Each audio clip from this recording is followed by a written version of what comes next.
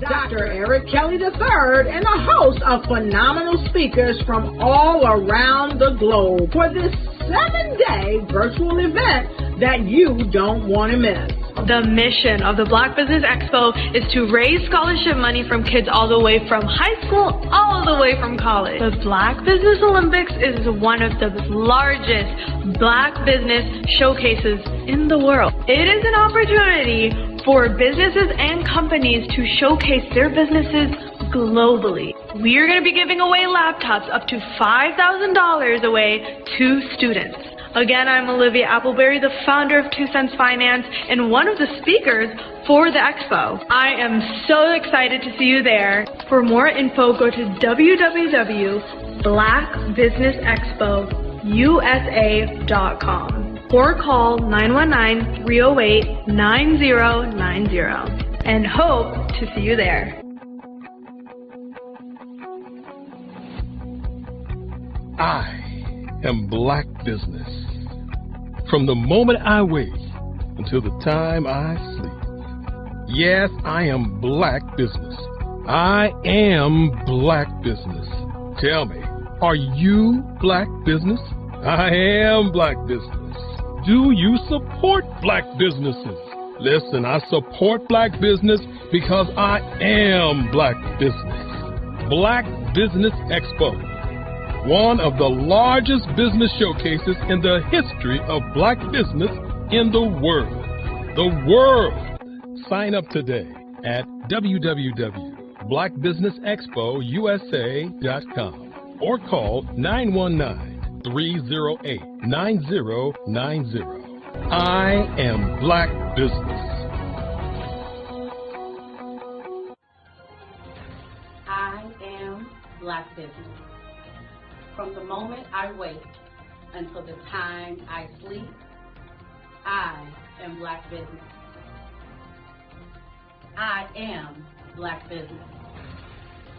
Are you Black Business? I am Black Business. Do you support Black businesses? I support Black business because I am Black Business. Black Business Expo, one of the largest business showcases in the history of Black America in North Carolina. Join Dr. Eric Kelly III and a host of phenomenal speakers from all around the globe for this 7-day virtual event that you don't want to miss. The mission of the Black Business Expo is to raise scholarship money from kids all the way from high school all the way from college. The Black Business Olympics is one of the largest Black business showcases in the world. It is an opportunity for businesses and companies to showcase their businesses globally. We are going to be giving away laptops up to $5,000 away to students. Again, I'm Olivia Appleberry, the founder of 2 Cents Finance and one of the speakers for the expo. I am so excited to see you there. For more info, go to www.blackbusinessexpousa.com or call 919-308-9090 and hope to see you there. I am Black Business. From the moment I wake until the time I sleep. Yes, I am Black Business. I am Black Business. Tell me, are you Black Business? Black Business Expo, one of the largest business showcases in the history of Black business in the world.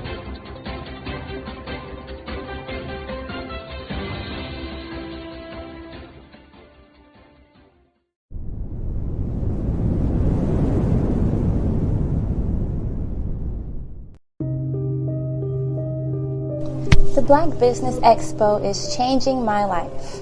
This year, they are giving away laptops and even $5,000 in cash to students just like me. I'm Alexis, and I want to go to college to fulfill my dream of becoming an entrepreneur. Help the Black Business Expo going to www.blackbusinessexpousa.com and also becoming a vendor, a sponsor, or donating.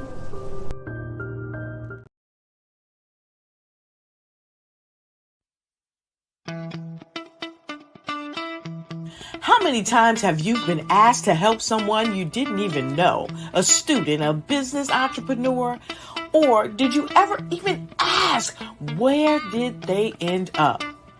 That business, that friend, that entrepreneur. Well, just maybe they ended up in a gang, bankrupt, homeless, or worse, dead. Maybe they turned to crime, drugs, and alcohol. Did you ever wonder? Did you destroy their dream, or was your life always so easy? At the Black Business Olympics, we started a movement to help students complete. Give them hope and foster success. Help them to leave their dreams of providing laptops, computers, and up to $5,000 in scholarship funds. Today, we ask you to help a student, a business owner, or an entrepreneur to realize their dream by sponsoring them, supporting them, and buying from them. Consider this. With $1.6 trillion in our Black community, we only ask for a small donation for our students, our businesses, and our entrepreneurs. And you can change a life today. So I ask you, what are you going to do? Sit on the sideline and watch our students in high school be leaders, miss out on their dreams from lack of resources? Or are you going to donate to the movement and change their future and yours as well? Give us a call today at 919-308-9090. Change their life by investing with action to the Black Business Olympic Fund.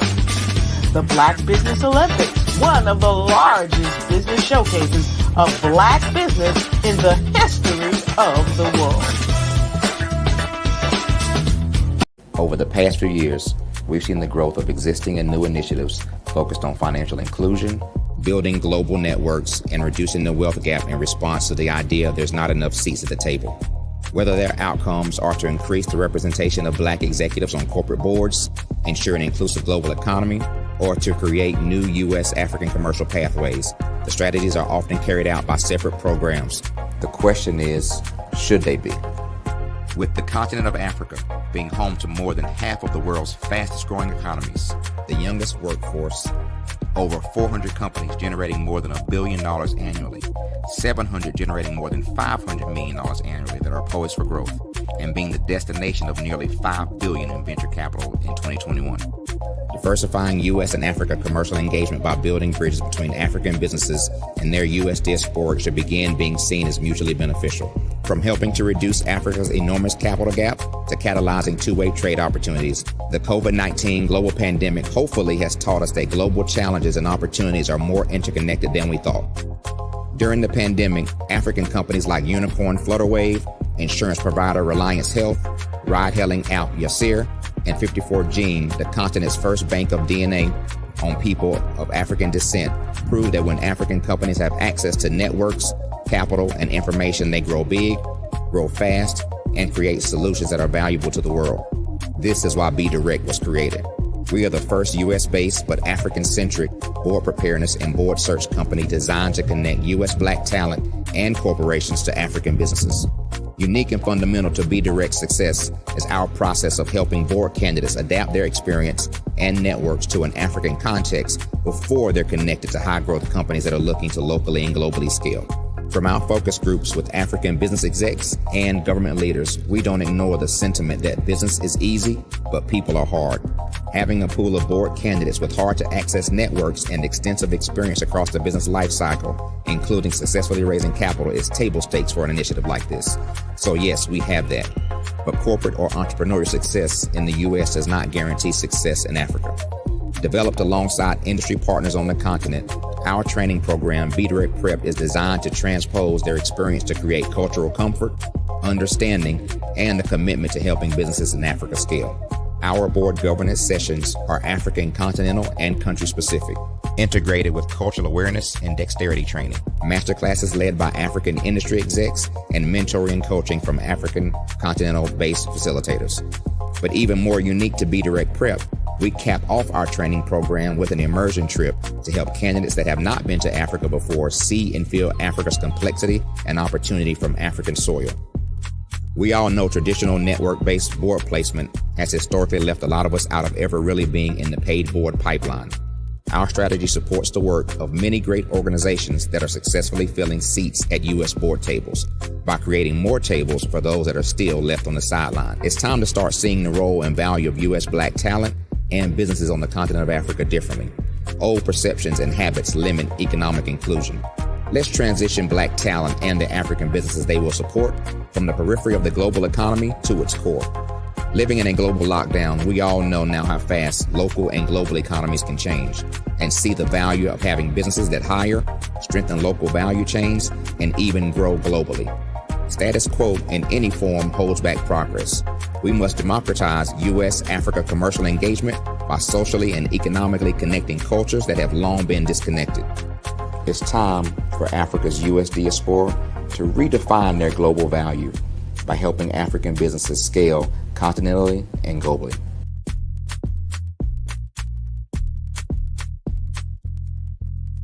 I'm Ramon Ray, founder of Smart Hustle Magazine and smallbiztechnology.com.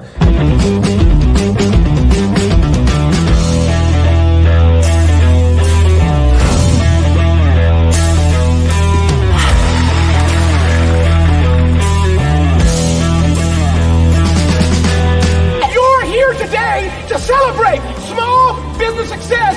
Stand up on your feet. You rocked the house. It was amazing. Didn't we learn? For me, success comes from failure. One thing not to do is shake somebody's hand like this.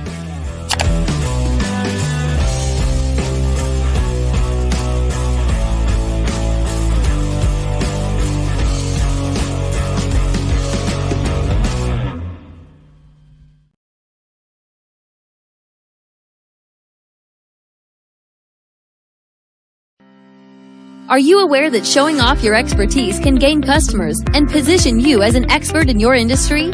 Consumers need confidence to purchase, so let us showcase your knowledge by interviewing you for a 3 to 5 minute video.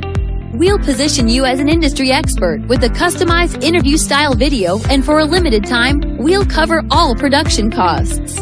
Click this ad or call now for all the information. You'll want to experience the same 5-star service our customers love.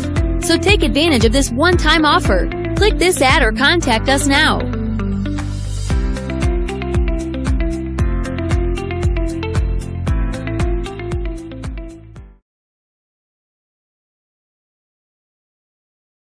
I was born in a little village on the island of Haiti.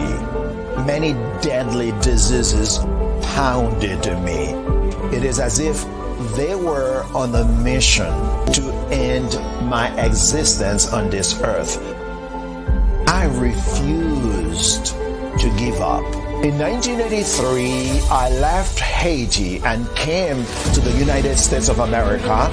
And I came with $5, 2 shirts. I didn't speak any English. I came to Atlanta. I got a job. I was a doorman. I was a doorman with a dream. What I used to come on stage.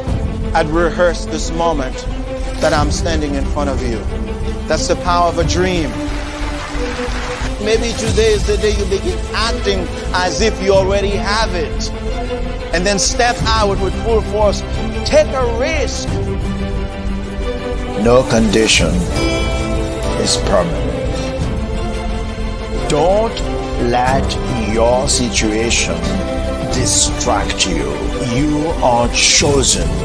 You are called. You are born for a purpose in this life. Did you know women represent just 3% of Fortune 500 CEOs and less than 15% of corporate executives at top companies worldwide? Have you wondered what the secrets are to getting into the top ranks, whether in the private or public sector? Do you want to figure out how to stop being held back in your career or passed over for promotion? Then you're in the right place. Hi, I'm Dr. Madeline Ann Lewis, President and CEO of the Executive Women's Success Institute.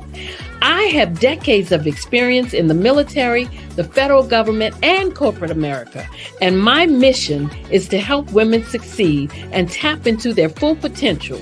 I want to reach 1 million plus women around the world to become the leaders they are meant to be. So if you want to move into a management or executive level position, or maybe you are a female veteran transitioning out of the military into business entrepreneurship, then reach out to the Executive Women's Success Institute at 301-693-3284. Let us get you on the fast track to success.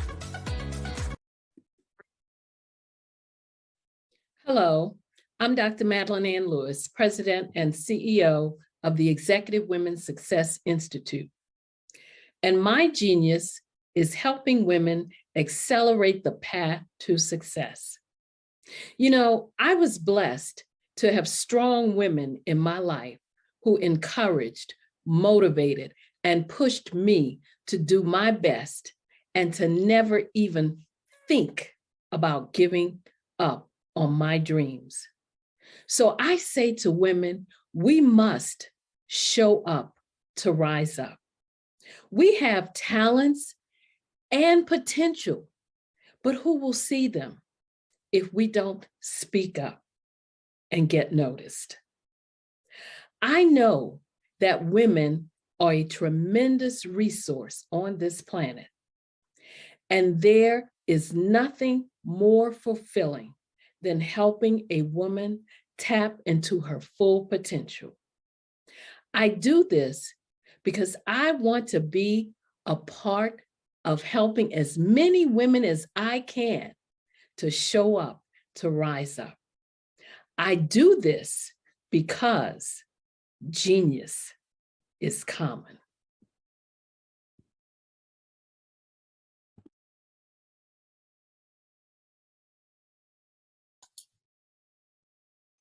Hi, I'm Barbara Smith. Genius is common. My genius is executive coaching and professional corporate training. As the master executive coach and corporate training ambassador for the Genius is Common movement, I help business owners craft their stories in such a way that you know exactly what they do, what they have, and what they bring to the table. Many times as business owners, we are asked, so what do you do for a living? And we could be crushing in our businesses, but we're not quite sure exactly what to say in a short amount of time. Well, I help you take those stories that are the reason why you're in business and why you're so passionate about your business and craft them in such a way that people are drawn to you as opposed to being repelled by you. Because every conversation, every time you talk to someone about your business, you are excited about it. But are you really conveying what you do, what you have, and what you bring to the table? And do really people understand why you care so much and why they should care that you have the solution to their problem? Well, I'm here to help you with that. As a master storyteller, I can help you with your stories and spin them in such a way that they are intriguing and fascinating. People want to listen to you talk about your business. That's why at the Genius is Common movement, I am the master executive coach and professional training ambassador. That's my genius. And genius? Oh yeah, it's common.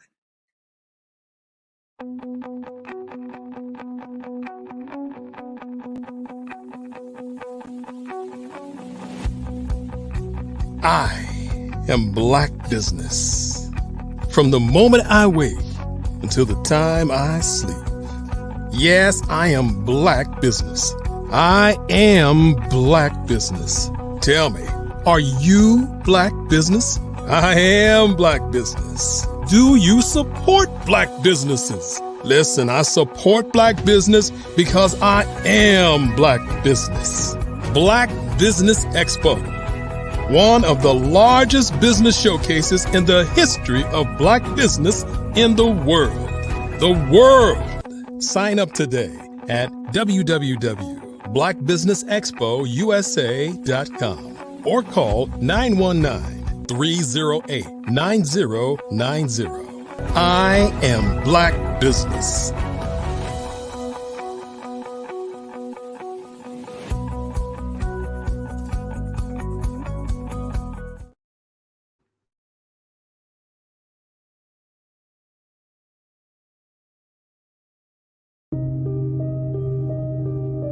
The Black Business Expo is changing my life. This year, they are giving away laptops and even $5,000 in cash to students just like me. I'm Alexis, and I want to go to college to fulfill my dream of becoming an entrepreneur. Help the Black Business Expo going to www.blackbusinessexpousa.com and also becoming a vendor, a sponsor, or donating. Good afternoon, business owners, entrepreneurs, thought leaders, and corporations. Welcome to the Black Business Network. My name is Spiritual Teak, and I'm your business moderator for this afternoon on the Black Business Network. The Black Business Network is a 24-hour business network showcasing Black businesses, Black owners, entrepreneurs, thought leaders worldwide. We have speakers from North Carolina, London, Singapore, Africa, Japan, and cities all over the United States. The Black Business Network is a global community sharing its business knowledge to empower, inspire, and educate businesses about business. This afternoon, our first keynote speaker is Erica Mann. Erica is a CEO who attended North Carolina A&T State University and received her undergraduate degree in public relations. While working for corporate Fortune 500 companies, she's continued to further her education, receiving certifications in lean methodology and Lean Six Sigma Green Belt from North Carolina State University. She then obtained her MBA from Strayer University while working full-time as a single mother. Erica Mann birthed Prestigious Image LLC from a college project into a successful business with a six-figure revenue with 2 years of opening. Though she faced adversaries, Erica found success within her vision. I present to you Erica Mann. Hello, Spiritual Teak and everyone. Thank you so much for having me. It is so good to have you here today, Erica. Good to have you. Genius is coming, and I'll see you on the other side. Thank you so much. Well, everyone, I appreciate the beautiful introduction. So again, I am Erica Mann. It's spelled like Erica, but it's pronounced Erica. But I will answer to Erica. I answer that both actually. And so again, I'm the business owner. I'm the CEO of Prestigious Image LLC. We are a business consulting firm. We help companies and people improve processes. We help them create processes, and we help new business owners get their startups in place and provide them with the business documentation that they need. For existing businesses, we also, provide consulting services. We are also a public notary here in the state of North Carolina, and we focus on helping existing businesses reach their goals, document their goals, and really get to a place where they have the documentation that they need to be successful as a business. When working in corporate, one thing that I learned is that very many companies, big and small, Fortune 500, Fortune 100, even those just making $3,000 a year, they tend not to have the time to actually document. So today, I am here to talk to everyone about documentation and why that's so important. One thing that I believe, even in my personal life, we all know how important it is to tell your story. And so in telling your story from a business perspective, documenting the historical portions of your business, how you got started, processes that you had in place, how you improve those processes over time, help to tell a story of how a business was birthed. And that's important because when you have new employees that are onboarded, you want to make sure they understand the culture of your company, and portions of that story that you document tells the new hires, it tells your clients even what it is that you do, why it is that you do it, and it helps to support your visions, missions, and goals that you set for your business, right?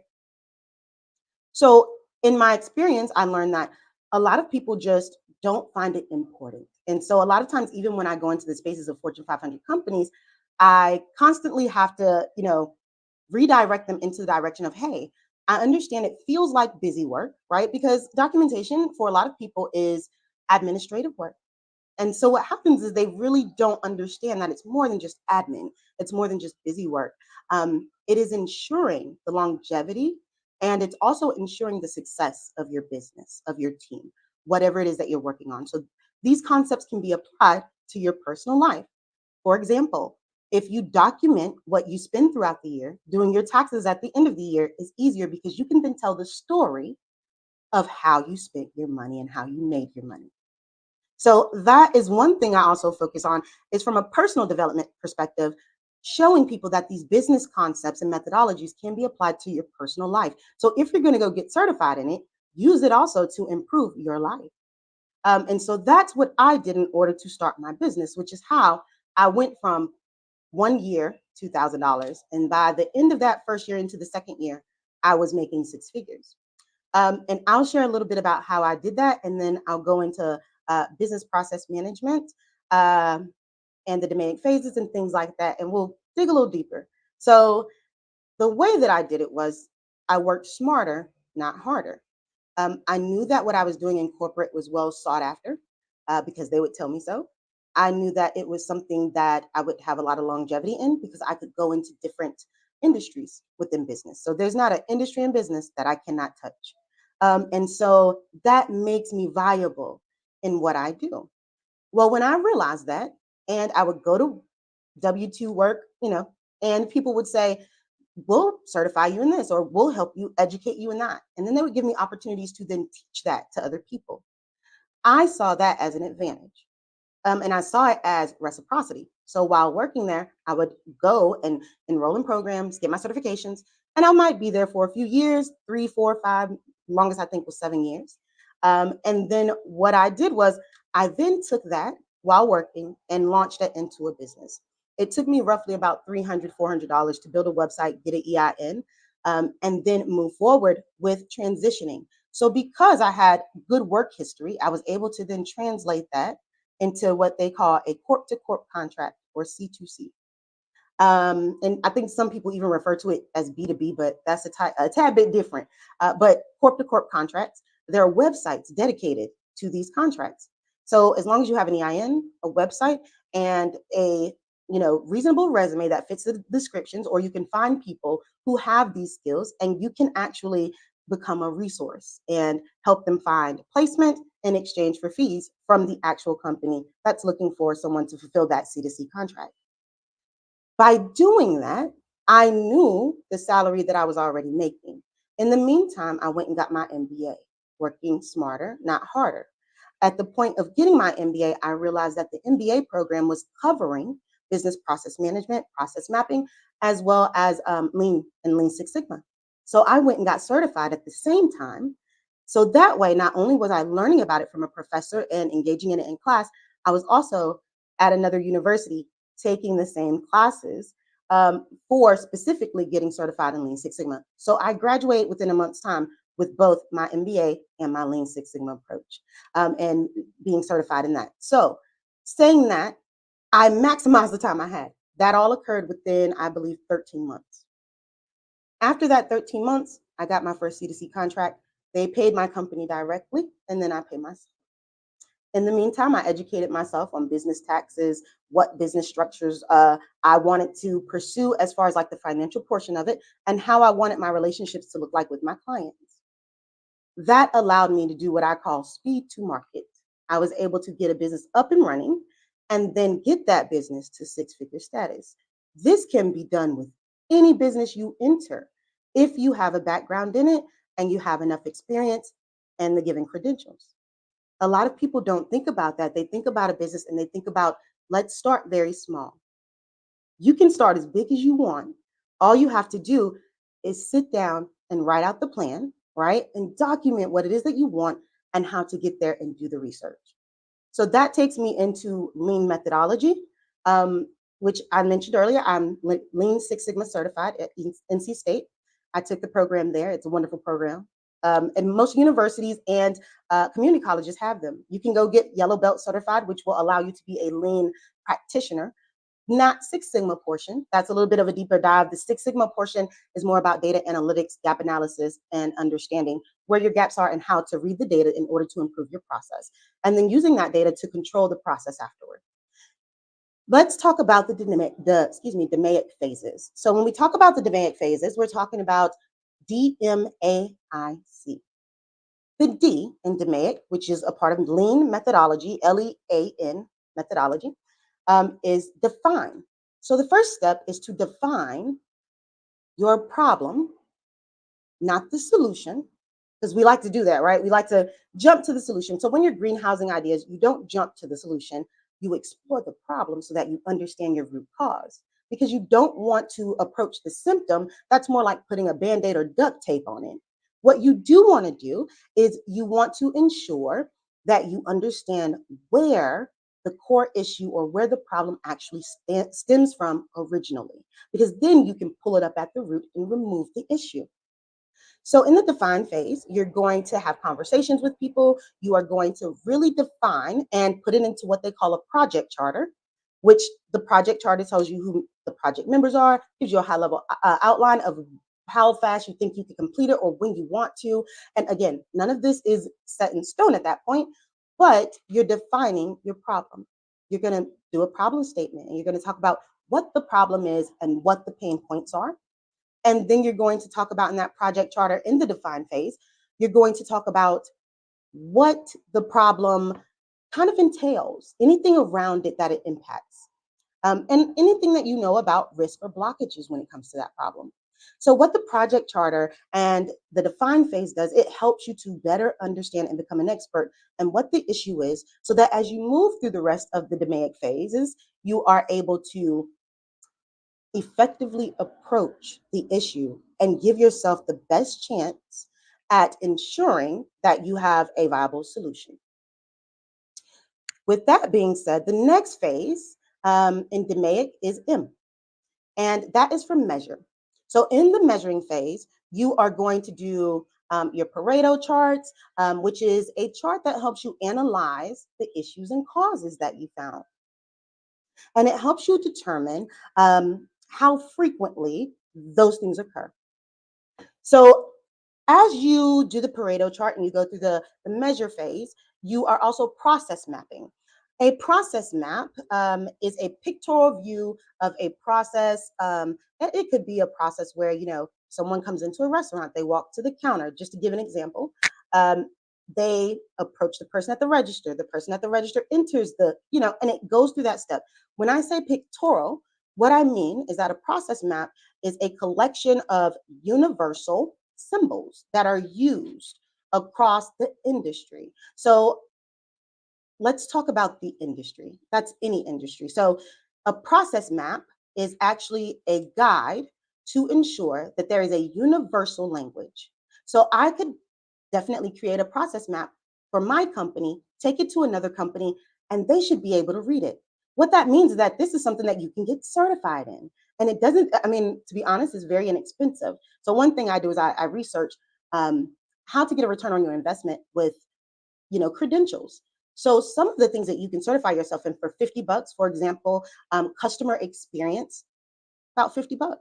But what customer experience is, customer service. If you've ever worked at McDonald's or any other place, you can definitely say that you have that. If you have a small business, or even if you had a lemonade stand as a child, you can say, I understand customer service.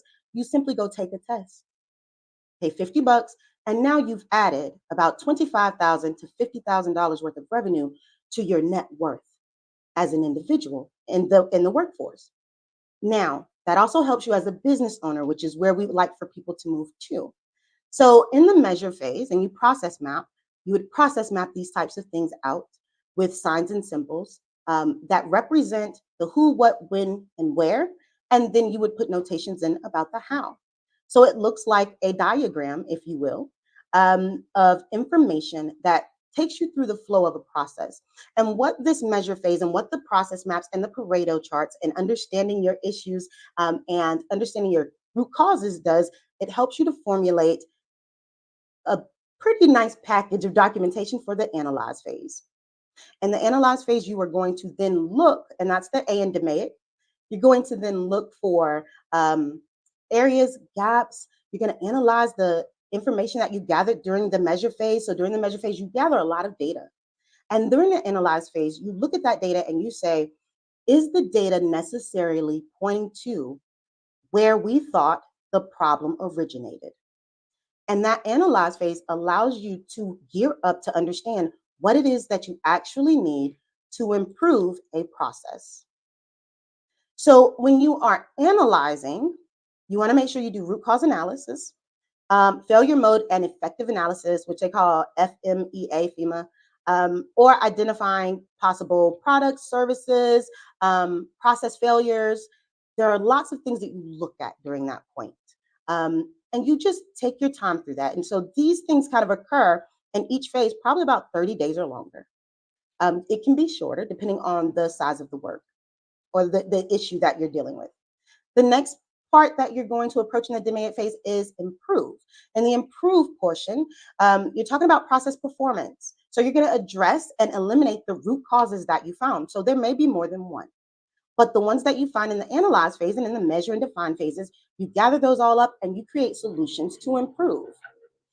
Once you do that, in the improve phase, you are talking about designing experiments or DOE to solve for those problems. If there are complex processes or issues that you find.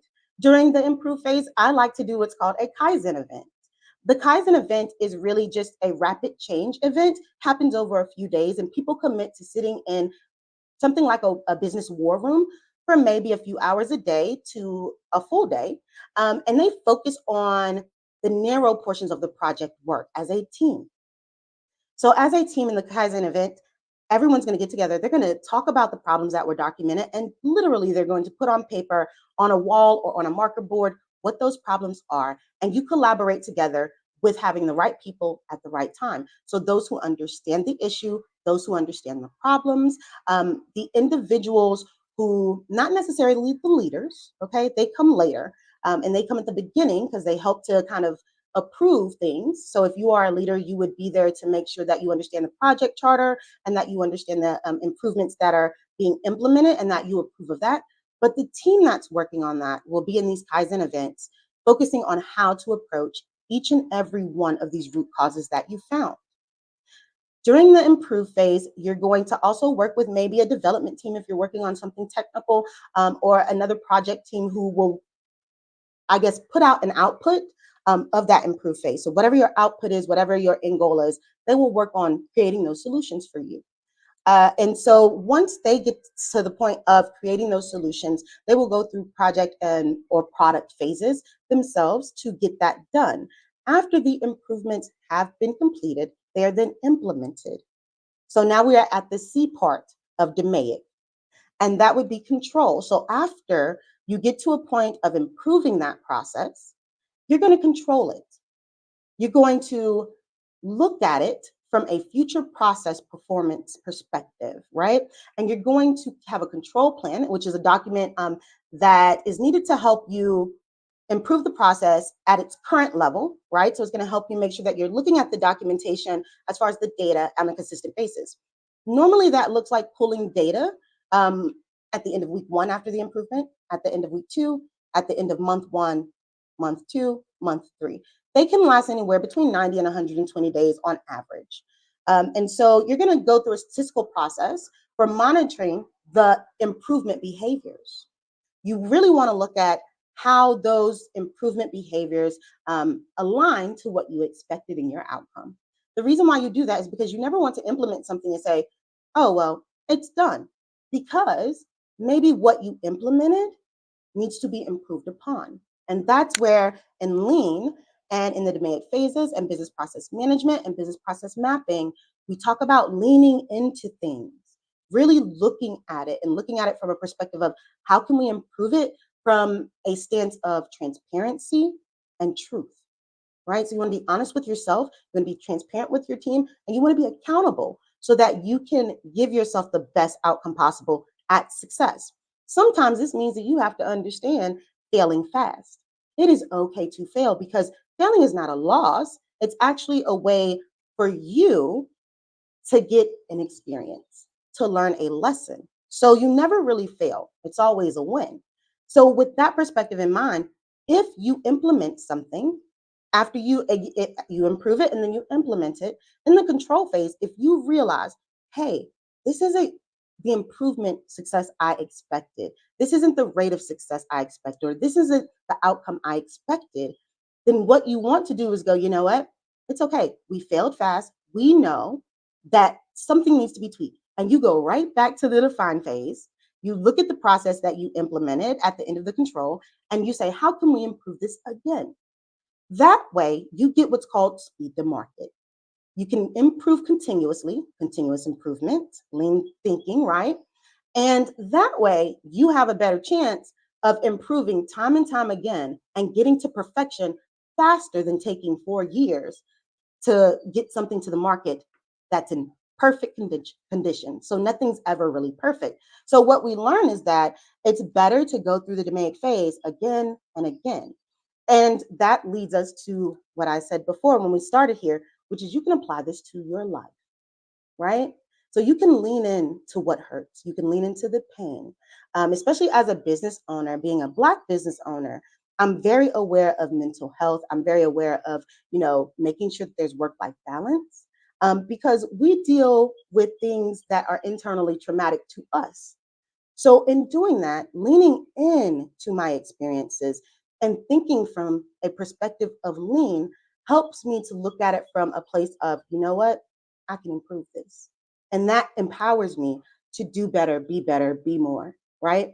So in the control phase, you have your control plan, you have your statistical process control, and you have the 5 S's because you want to, make a workplace that's suitable for control. That's normally in like a pipeline situation where you might be in some type of a warehouse where they have a belt line and they're going through the process of creating a product.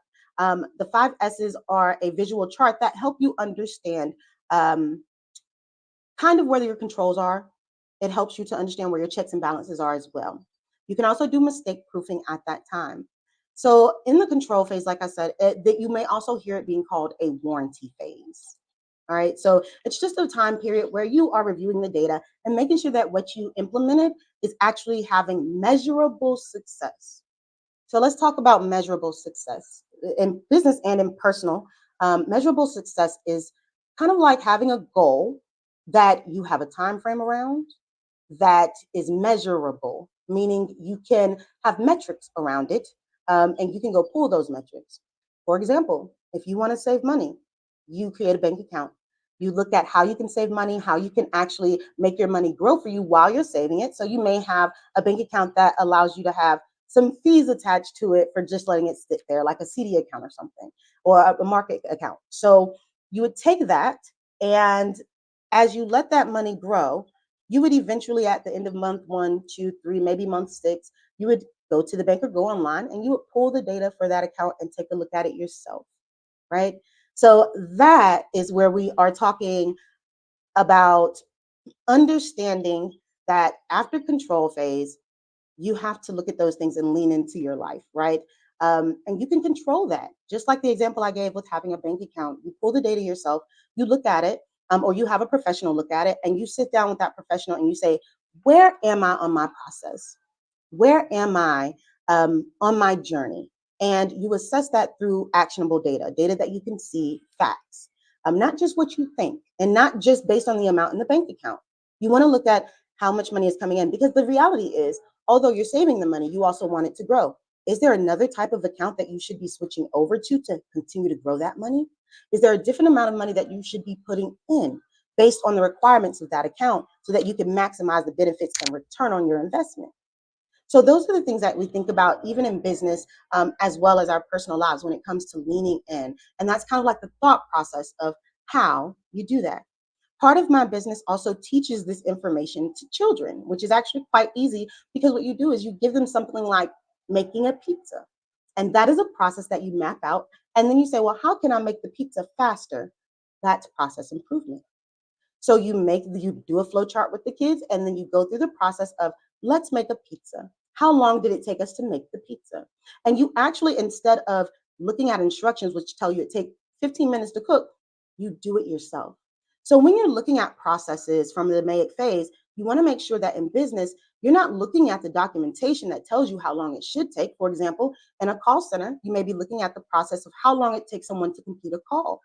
Well, based on what the company has, documented, it may look like it should take no more than 3 minutes.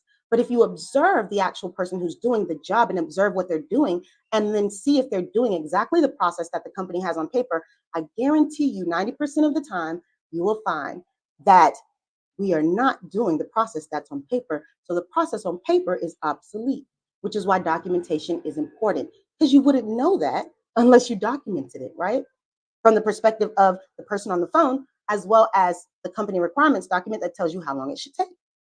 So you want to be mindful about those things as you move through these processes to observe people. And that's a part of your define and measure phases, is observing people in those settings if people are involved. And that's where we talk about people, processes, and technology.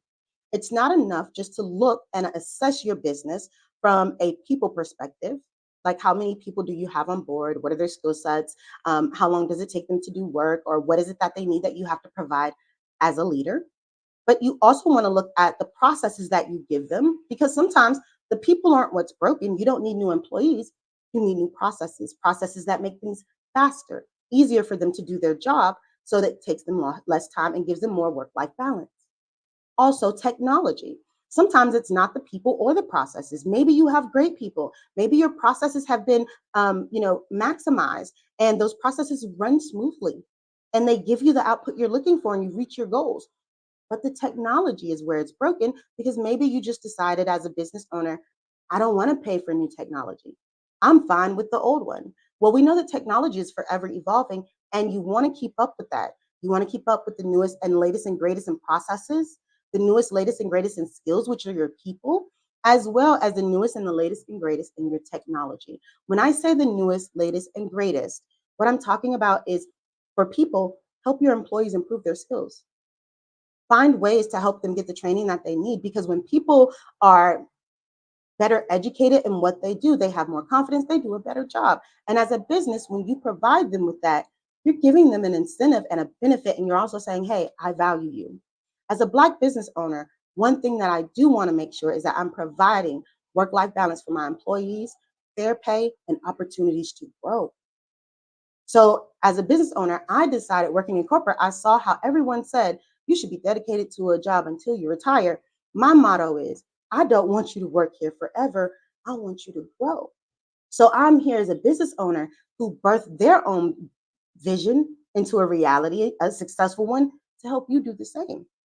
So I feel like it's important, and I think many people agree, that the things that we do every day while working for others, we also do for ourselves. So while I was taking these courses and learning these things, I began to apply them to my personal life and into my roadmap of what I wanted my company and my business to be. And I encourage all of you to do the same, because I promise you it will change your life. You will find that you can be happier, you can be more productive, you feel more confident, you're more assured in what you're doing every day. You don't have to remember everything, because you have a process that is documented. How many times do we have lots and lots of passwords that we do not write down? And we rely on technology, and one day you accidentally leave the phone on top of the car, and you pull out of the parking lot and the phone is broken. Maybe you didn't back that up to a cloud. So now you're at square one and you've lost all that data. So sometimes we have to understand that the process of people, process, and technology is understanding that you need a plan B. And plan B is always to write it down, document it so that you have it, so that you can refer back to it, so that you can improve upon what is currently in place. Now, I mentioned a certification earlier about CX, or customer experience. That was about roughly between $25 and $50. there are other certifications that I have taught as well as shared with others. And as I help people develop business plans and personal plans, right? Personal development and business development plans. I also include these things so that they can continue to further their education. Not everything is about a 4-year degree, right? But everything is about educating yourself, because you are not living if you are not changing, which means if you are not learning, how can you change? Change is the process of learning. That's why we have a change management process, because the way that people receive change will dictate whether or not they can absorb the change and learn from it. So with that being said, another one that people can use and get certified in is business process mapping. You can do that by going to omg.org, I believe, or Object Management Group is what you can Google. The Object Management Group, they actually house the blueprint, if you will, for all of the shapes that you use to create a process map using the universal language that can be transcended across industries.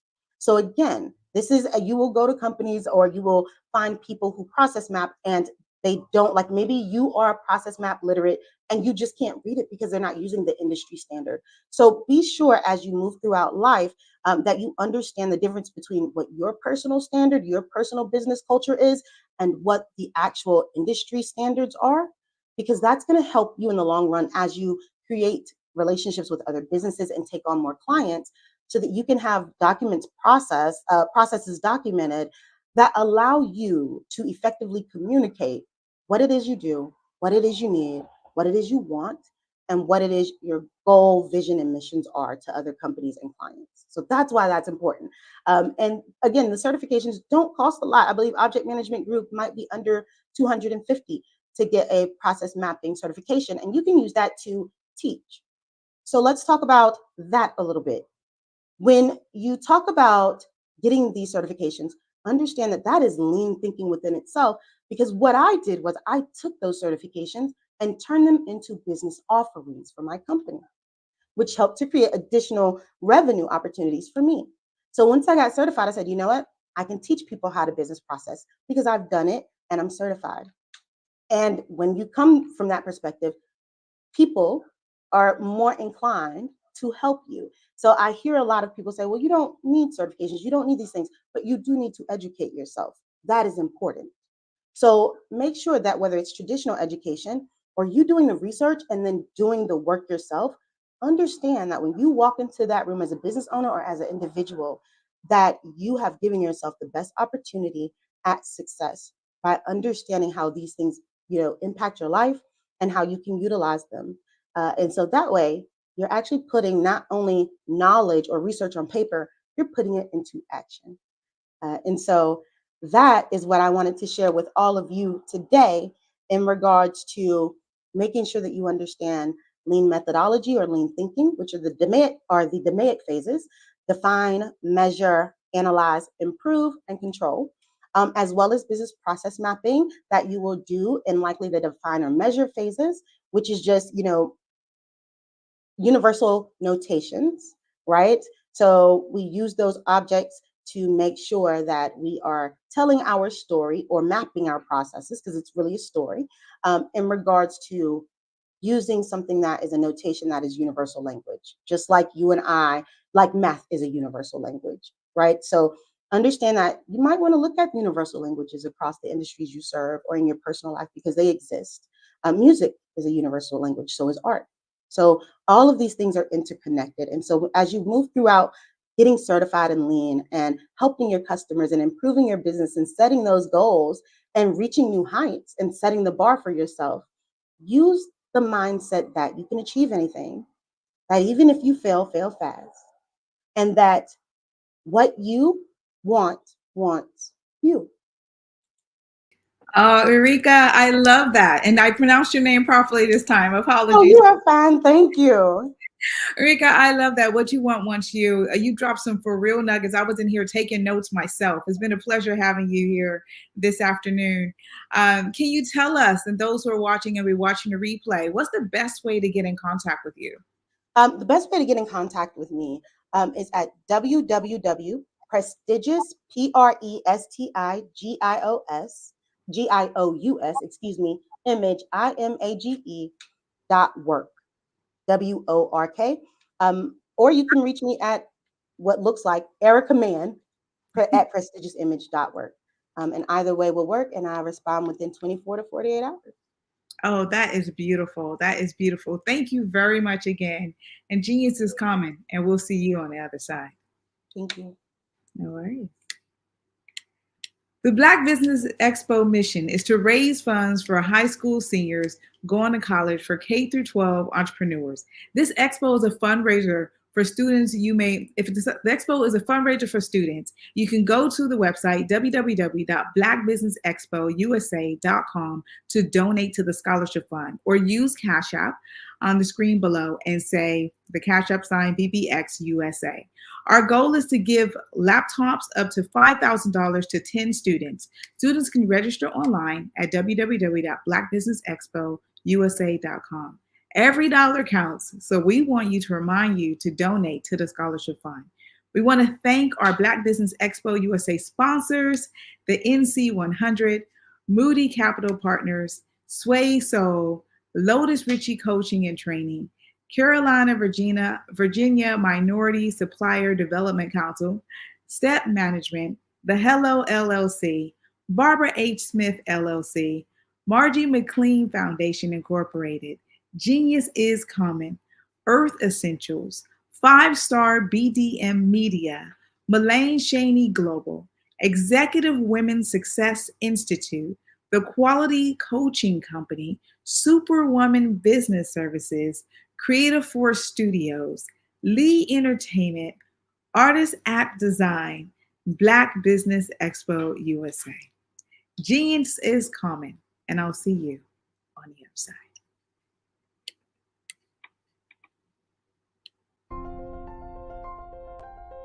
What if you could build your own city? A place where every child can find nurturing people to help them achieve their full potential. A place where every adult can access job training support, where health education is abundant, where social justice ruled the land. A place without limitations. Welcome. You have arrived at STEM City USA. It is what every city should be. A safe and trusted community where you find people and resources to help you become everything you are and beyond.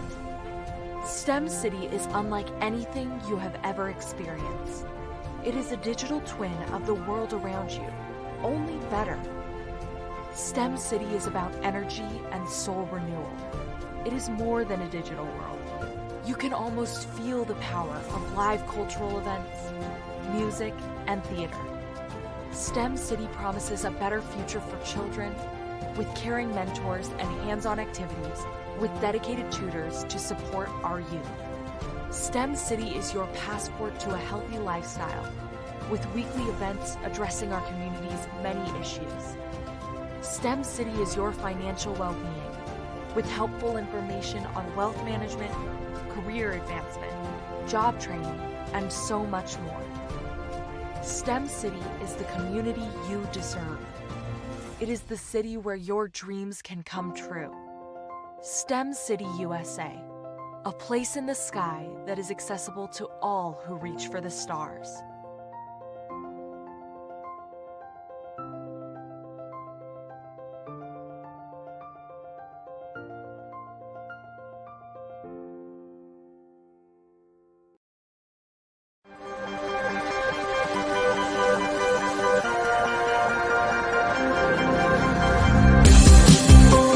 The Black Business Expo's mission is to raise funds for high school seniors going to college or K through 12 entrepreneurs. This expo is a fundraiser for students. Please, you may go to www.blackbusinessexpousa.com to donate to the scholarship fund or use the Cash App at $BBXUSA. Our goal is to give laptops and up to $5,000 to 10 students. Students can register online at www.blackbusinessexpousa.com. Every dollar counts. Please donate to the Black Business Expo USA Scholarship Fund.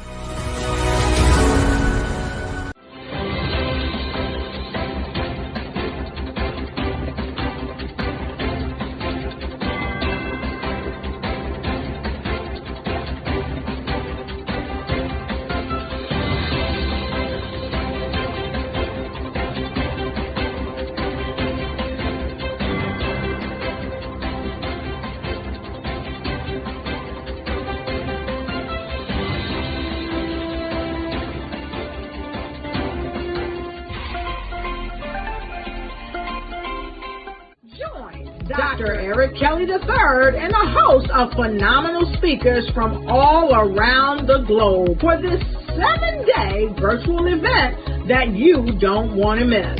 The mission of the Black Business Expo is to raise scholarship money from kids all the way from high school all the way from college. The Black Business Olympics is one of the largest Black business showcases in the world. It is an opportunity for businesses and companies to showcase their businesses globally. We are going to be giving away laptops up to $5,000 away to students.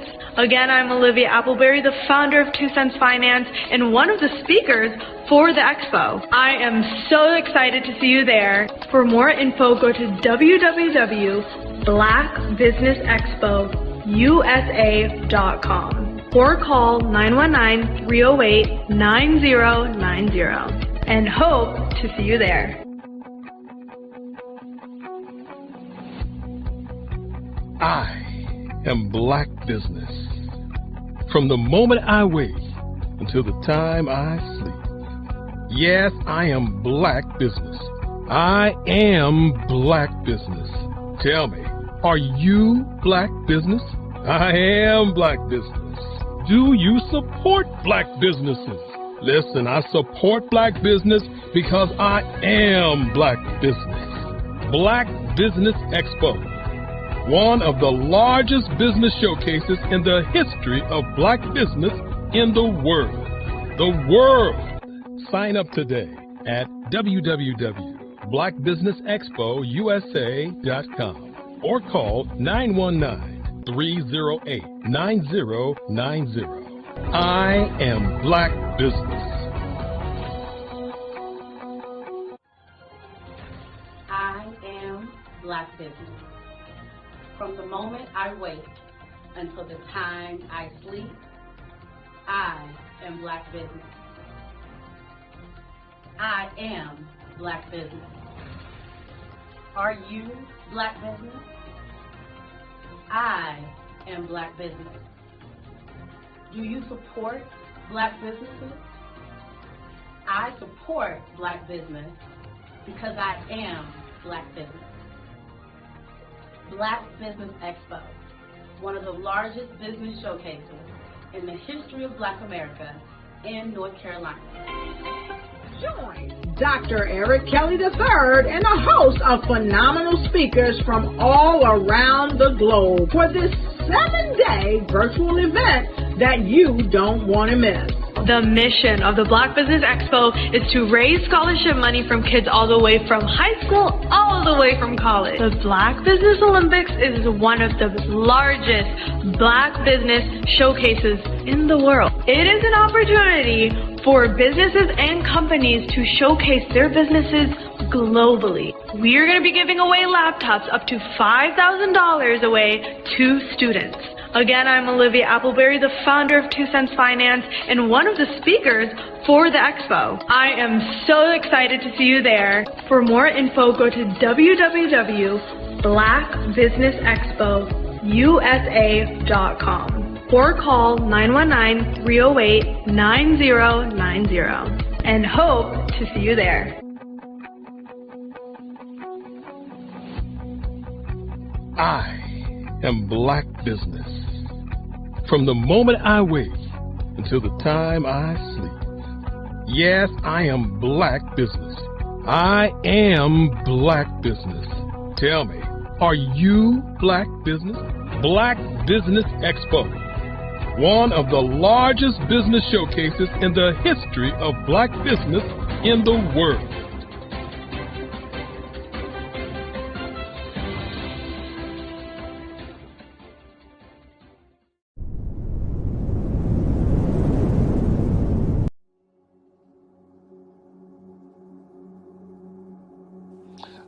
I was born and raised in southeastern West Virginia, the coal fields. My father was an AME minister. For me, I was very fortunate. Even though I grew up in the segregated South, I was surrounded by flourishing Black businesses. Doctors, lawyers, bankers, dentists. They were all there and they were all successful. And I guess that's part of my dream, is to see that success come back. My name is Joseph Simmons, and I am the founder of the Center for Micro Entrepreneurial Training. We have this moment in time where we can change the trajectory of people, and our focus is on women, Black and brown entrepreneurs, and their access to capital, their ability to build thriving businesses, the ability to employ people. There's a study that showed that in those three communities, especially Black and brown communities, $1 stays in those communities for 30 minutes. In white community, $1 stays in their communities for 8 hours. So think about it. For you in a Black or brown community to get gas, to get food, to go to a restaurant, you've got to leave your community, take those dollars out of that community and take it to another community that's already being well served. So if we can reverse that, if we can go from 30 minutes to an hour to 2 hours, that's progress. That's what we need to do. I was with SCORE, and then in May of 2020, of course, the events happened in regards to the murder of George Floyd. The other thing that I was experiencing was the denials of federal funds for small businesses, and it revolved around one thing. These businesses were not being prepared for grants and for government programs. And I came up with the idea for the Center for Micro Entrepreneurial based off those two things. Morgan Stanley had a report out in 2020, first quarter, and it talked about there were three groups that were massively devastated by COVID-19 on their business. That was 1, women, 2, Black, and 3, brown entrepreneurs. The research showed that they had less cash on hand, they had less opportunity to go into a bank and get money, and they were very dependent on family and friends to keep their business up and running. If we can focus on those three groups, then we can have a dramatic impact on our communities. Really, the focus is on 3 areas. And those 3 areas are 1, the people, 2, the courses, and 3, a support network. Here at CMAT, we will provide you with the fundamentals for generational success. And you will be creating a vibrant community by attending our 5-day immersive training course.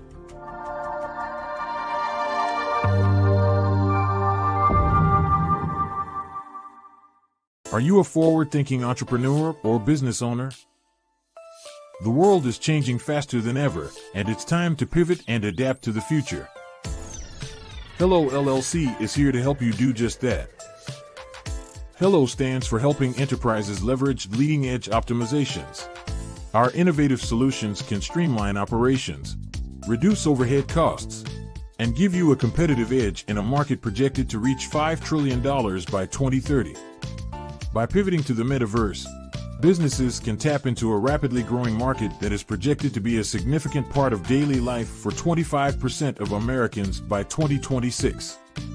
As a full digital metaverse agency, the Hello LLC can help you create custom solutions to streamline operations, increase productivity, reduce costs, and drive brand recognition. Why should you pivot to the metaverse with the Hello LLC? By leveraging cutting-edge technology, you can provide immersive experiences for your customers, expand your global reach, and unlock new revenue streams. Contact us today to make the pivot.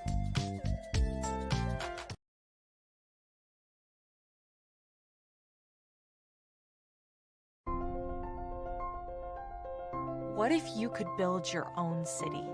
A place where every child can find nurturing people to help them achieve their full potential. A place where every adult can access job training support, where health education is abundant, where social justice ruled the land.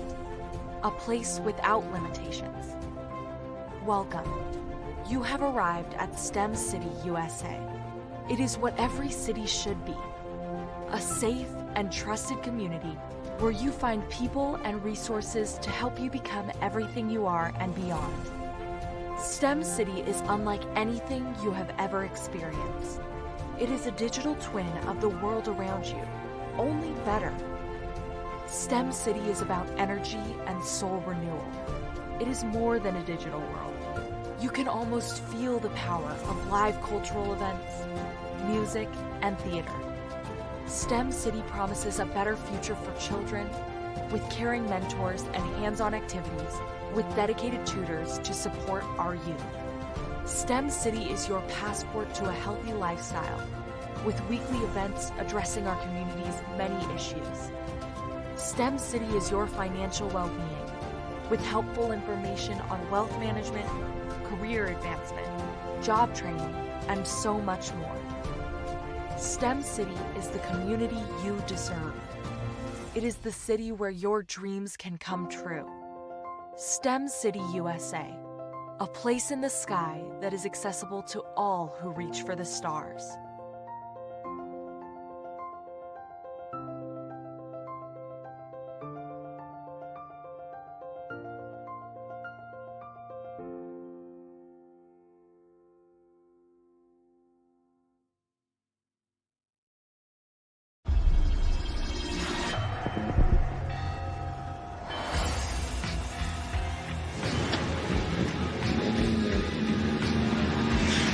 La connexion BU. La connexion BU.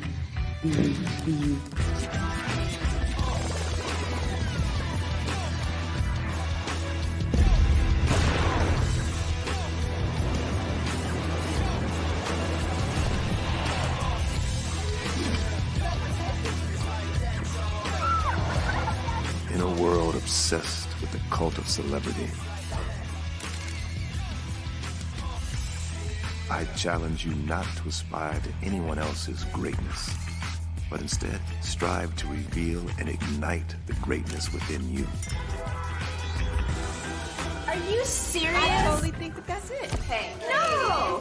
Hey! To me, sexy is a man that knows who he is and what he wants. Okay. He's comfortable. You look at him, you see him, he's just comfortable being himself. And you're like, Baby, be you. Be you, baby. Just be you. I like it. Introducing the BU collection, exclusively available at K&G Fashion Superstore. Absolutely. So our coaching program help people that have the lack of time, that lack strategies, and lack the confidence to go after their dream life. So we help them implement tools. We help them implement, I love to leave the inherited lack of finances or the education behind finances. But it wasn't until I lost my firstborn, my only son, that life changed for me. And where I was going after it all, living the corporate life, hit my 6-figure income, and living in my dream house with my dream man, driving my dream car. Wow. I nearly lost it all when I lost my son. And so I realized it only takes one financial catastrophe that can change your entire life. That's what made me start All New Beginnings. Because no matter what's going on in life, there's a new beginning. And because of that, we develop a program called Wise Minded. My little slogan is, don't just dream it, let's live it. If they want to connect with you or work with you, what is the best ways for them to be able to do that? Well, for my social media guru, you can connect with me on every single social media platform as Tanya T. Rose.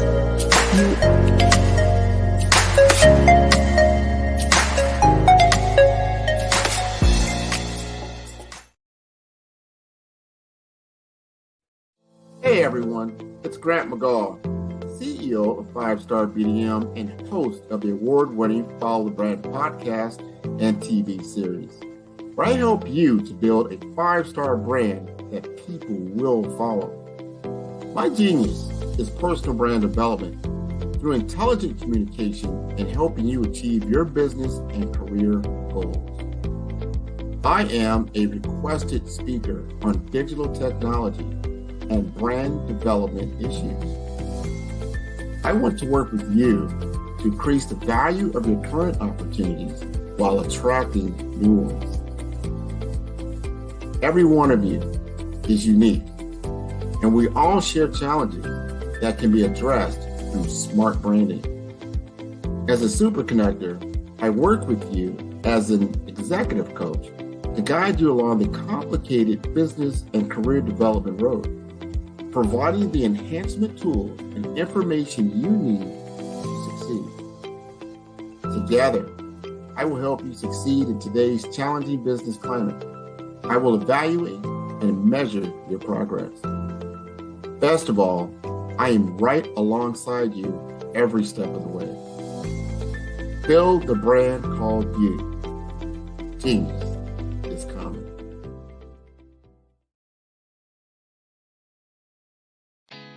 Did you know women represent just 3% of Fortune 500 CEOs and less than 15% of corporate executives at top companies worldwide? Have you wondered what the secrets are to getting into the top ranks, whether in the private or public sector? Do you want to figure out how to stop being held back in your career or passed over for promotion? Then you're in the right place. Hi, I'm Dr. Madeline Ann Lewis, President and CEO of the Executive Women's Success Institute. I have decades of experience in the military, the federal government, and corporate America, and my mission is to help women succeed and tap into their full potential. I want to reach 1 million+ women around the world to become the leaders they are meant to be. So if you want to move into a management or executive level position, or maybe you are a female veteran transitioning out of the military into business entrepreneurship, then reach out to the Executive Women's Success Institute at 301-693-3284. Let us get you on the fast track to success. Hello, my name is Kiasi Helm and I'm 14 years old. I think my genius would probably have to be setting goals and achieving them. I say this because ever since I was young, I always wanted to be an author, and at age 11, I ended up achieving this. But not only did I end up becoming an author, I ended up becoming a public speaker, a publisher, a business owner, all these great things. The name of my business is Written by Kids Publishing Company. I decided to start this company because I thought it was important for me to help kids my age express themselves through literacy and just achieve their own goals. Because to me, achieving goals is the best thing in the world to feel. It's you just achieving things and aspirations that you set for yourself. And I know that everybody is capable of this because even if you don't end up achieving the goal, you still tried your best, and that's the most important thing. And everybody is capable of this because genius is common. Thank you.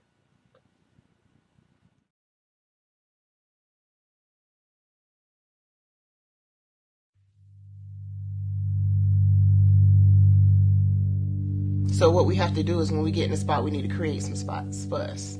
That's the main thing. We need to be able to be in a position where we're able to create those spots for us. For me, being an entrepreneur, I'm not just going to get a business and then leave you sitting high and dry. If you ask me some questions about entrepreneurship, I'm going to give you as much as I've received. I've seen people who made it, and then when you ask them, it's like, okay, now you have to pay me for the information, the same information I got for free.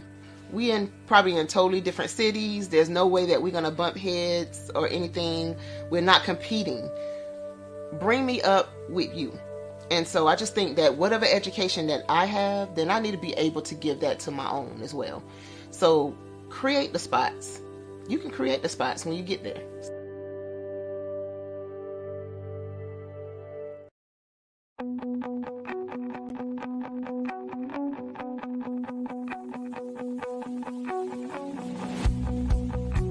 I am Black Business. From the moment I wake until the time I sleep. Yes, I am Black Business. I am Black Business. Tell me, are you Black Business? I am Black Business. Do you support Black businesses? Listen, I support Black business because I am Black Business. Black Business Expo. One of the largest business showcases in the history of Black business in the world. The world! Sign up today at www.blackbusinessexpousa.com or call 919-308-9090. I am Black Business.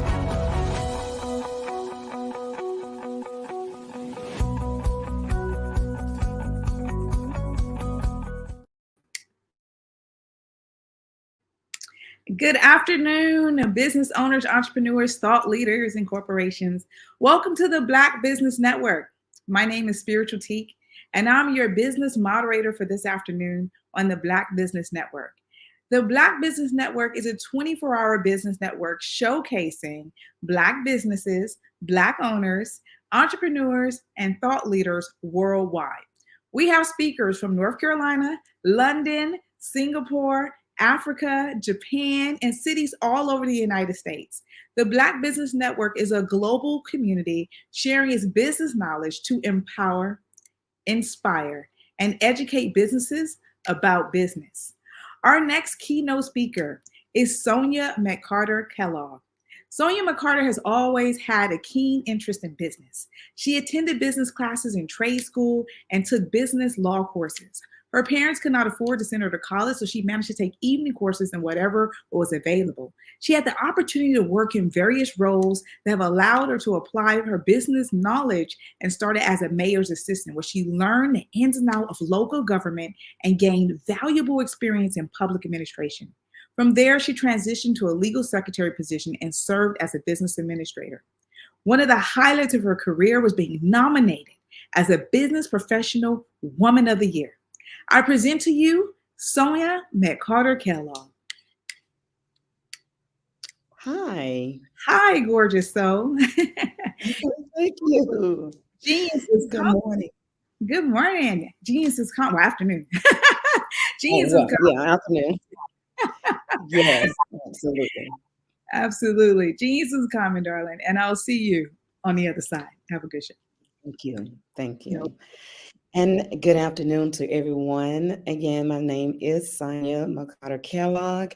I am CEO, founder of SMC Management Solutions, and we are located in Gaston, Alabama. As the moderator has said, that I have always had a keen interest in business, which drove me to taking many classes and courses as I could that related to business, some in economics, government, business law, accounting, whatever I could find to do, or whatever courses I could find to take, I took those. Also, I later on took college.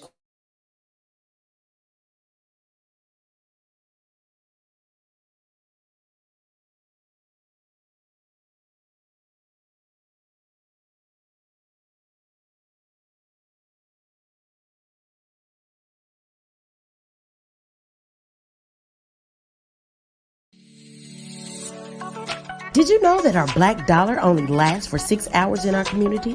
Yet other communities, their dollars last for 19 to 30 days. The Black Wall Street Nation. Black Wall Street Nation. Yes, that's why we created the Black Wall Street Nation. Black Wall Street Nation is a centralized directory available to all black businesses across the world. It was created for businesses like you, the ones that want to start and the ones who have a dream that have already started, such as businesses like Drop in a Bucket Productions, Valito Foods, Sugar Tea Branding Firm, All the Dazzle, Bun Cakeaholic, Miss Riot, and you. We'll have marketing, seminars, and some funding coming soon just for you. So, we want you to come and join www.blackwallstreetnation.com. See you there.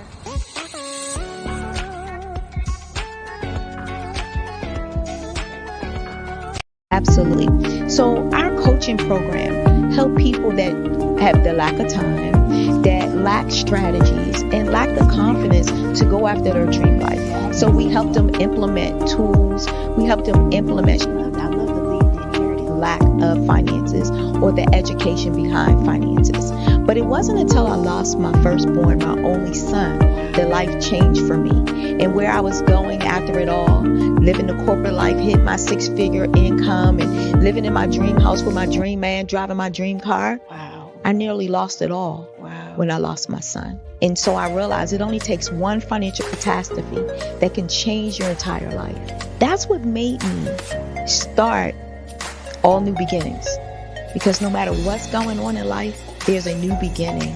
And because of that, we develop a program called Wise Minded.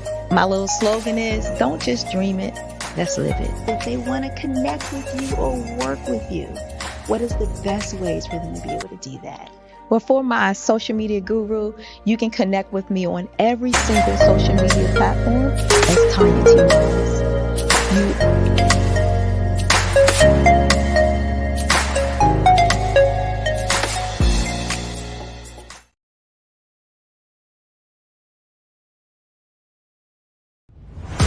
Social media is evolving. It's more vibrant, more colorful, more energetic, and so are you. It's not just photos anymore. It's video, it's audio, it's subscriptions. And now there's Fanbase, a new monetized social network. Fanbase delivers the complete native app experience with full content monetization for every user. No algorithms that shadow ban your engagement or growth, and no ads. Follow anyone for free and subscribe directly to your favorite creators for $4.99 a month. Plus, show some love by tipping on any post. Also, make a Fanbase page and monetize your content the same way. Finally, connect with your followers by posting the amazing content you already create. And now, get paid for it. It's time to energize and monetize. Because everyone's a fan of something, and everyone has a fan base. Over the past few years, we've seen the growth of existing and new initiatives focused on financial inclusion, building global networks, and reducing the wealth gap in response to the idea there's not enough seats at the table. Whether their outcomes are to increase the representation of Black executives on corporate boards, ensure an inclusive global economy, or to create new U.S. African commercial pathways, the strategies are often carried out by separate programs. The question is, should they be? With the continent of Africa being home to more than half of the world's fastest growing economies, the youngest workforce, over 400 companies generating more than $1 billion annually, 700 generating more than $500 million annually that are poised for growth, and being the destination of nearly $5 billion in venture capital in 2021. Diversifying U.S. and Africa commercial engagement by building bridges between African businesses and their U.S. diaspora should begin being seen as mutually beneficial. From helping to reduce Africa's enormous capital gap to catalyzing two-way trade opportunities, the COVID-19 global pandemic hopefully has taught us that global challenges and opportunities are more interconnected than we thought. During the pandemic, African companies like Unicorn Flutterwave, insurance provider Reliance Health, ride-hailing app Yasir, and 54Gene, the continent's first bank of DNA on people of African descent, proved that when African companies have access to networks, capital, and information, they grow big, grow fast, and create solutions that are valuable to the world. This is why Be Direct was created. We are the first U.S.-based but African-centric board preparedness and board search company designed to connect U.S. Black talent and corporations to African businesses. Unique and fundamental to Be Direct's success is our process of helping board candidates adapt their experience and networks to an African context before they're connected to high-growth companies that are looking to locally and globally scale. From our focus groups with African business execs and government leaders, we don't ignore the sentiment that business is easy, but people are hard. Having a pool of board candidates with hard-to-access networks and extensive experience across the business life cycle, including successfully raising capital, is table stakes for an initiative like this. So yes, we have that. But corporate or entrepreneurial success in the U.S. does not guarantee success in Africa. Developed alongside industry partners on the continent, our training program, Be Direct Prep, is designed to transpose their experience to create cultural comfort, understanding, and a commitment to helping businesses in Africa scale. Our board governance sessions are African, continental, and country-specific, integrated with cultural awareness and dexterity training, masterclasses led by African industry execs, and mentoring and coaching from African continental-based facilitators. But even more unique to Be Direct Prep, we cap off our training program with an immersion trip to help candidates that have not been to Africa before see and feel Africa's complexity and opportunity from African soil. We all know traditional network-based board placement has historically left a lot of us out of ever really being in the paid board pipeline. Our strategy supports the work of many great organizations that are successfully filling seats at U.S. board tables by creating more tables for those that are still left on the sideline. It's time to start seeing the role and value of U.S. Black talent and businesses on the continent of Africa differently. Old perceptions and habits limit economic inclusion. Let's transition Black talent and the African businesses they will support from the periphery of the global economy to its core. Living in a global lockdown, we all know now how fast local and global economies can change, and see the value of having businesses that hire, strengthen local value chains, and even grow globally. Status quo in any form holds back progress. We must democratize U.S.-Africa commercial engagement by socially and economically connecting cultures that have long been disconnected. It's time for Africa's U.S. diaspora to redefine their global value by helping African businesses scale continentally and globally.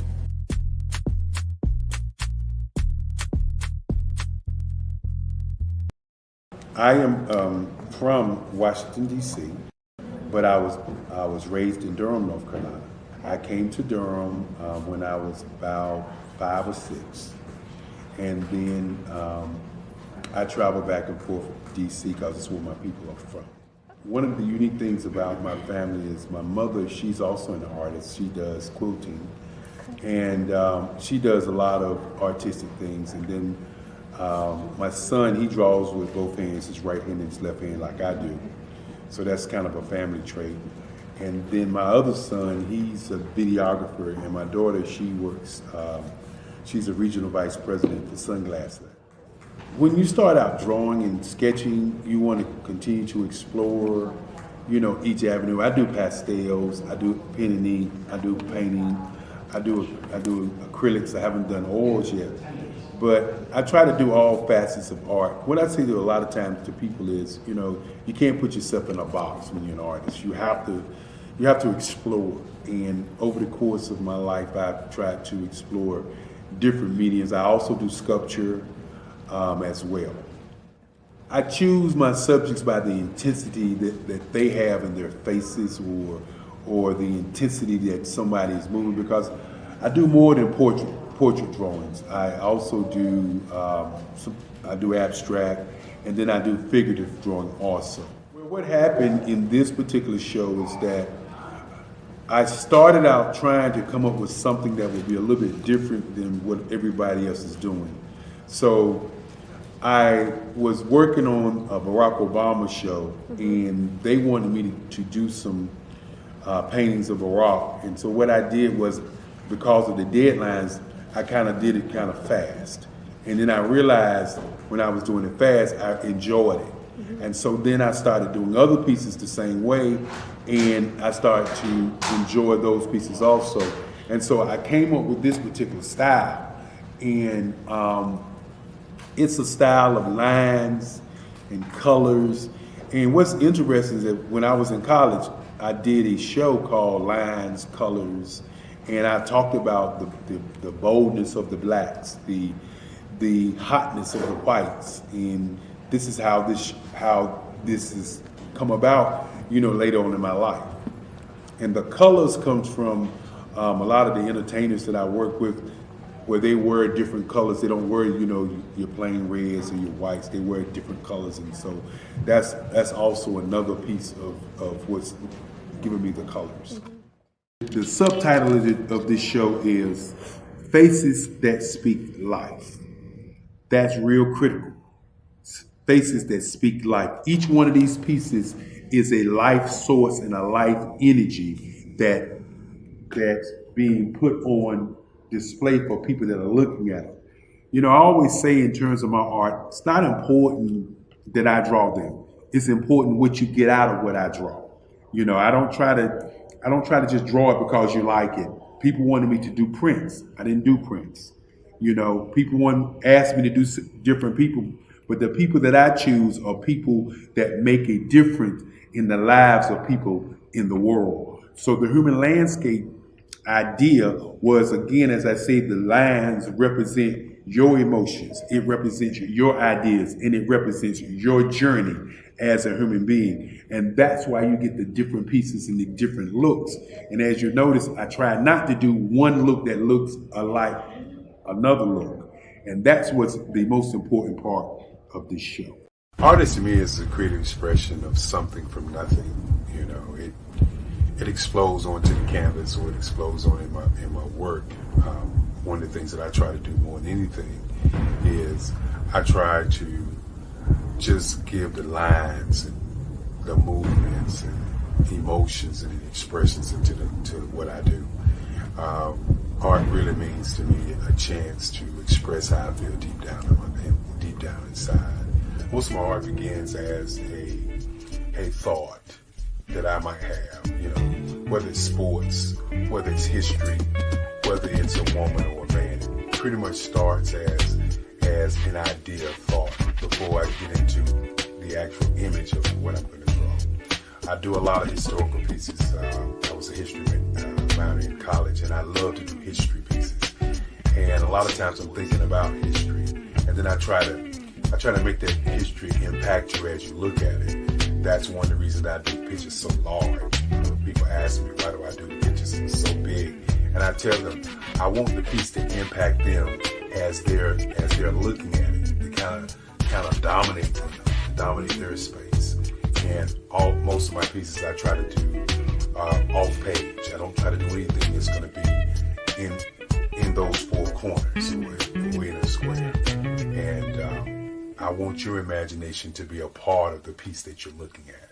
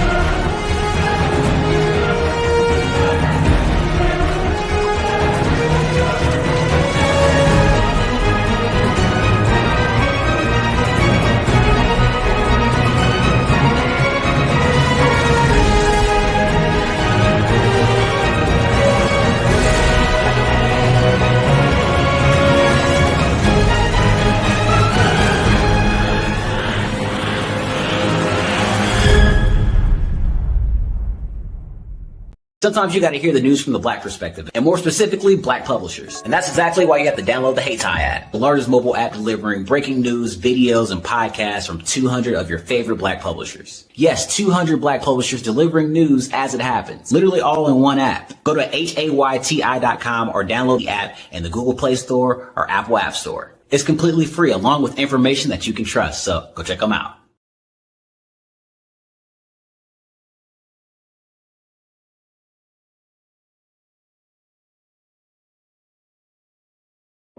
Ladies and gentlemen, and fellow professionals, please allow me to introduce myself. I am David Jones, the co-founder and CEO of the Hello LLC, where I am passionately dedicated to guiding individuals and businesses toward their own return on time investment. Time is my only competition. With over 20 years of experience as a corporate C-level executive, I bring a wealth of knowledge and expertise to the Hello LLC. My career journey has been marked by a relentless pursuit of excellence in marketing, strategy, and business management leadership. I have had the privilege of working with renowned Fortune 500 companies such as Xerox, American Airlines, Hilton, and Geico. However, what truly drives me is the transformational work we do at the Hello LLC.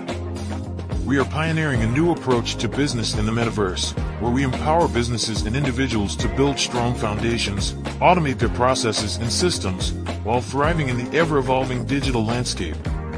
More than just a 3D digital marketing agency, the Hello LLC is truly a community built on love, kindness, and integrity. We want more for you than from you. As I often say, collaboration is the new competition. In an era where time is the most precious commodity, I am here to guide you toward your own return on time investment, because if time was sold in stores, it would be sold out. With a deep commitment to excellence and a strong belief in the power of community, I don't just lead a company, I lead a movement into the future of business. Ladies and gentlemen, it is both an honor and a pleasure to be your guide on this remarkable journey. I am David Jones, and together, we will embrace a future marked by success, collaboration, and the transformative work we do at the Hello LLC. Hello stands for helping everyone live life optimally. So, let's make that pivot together and start living life optimally today.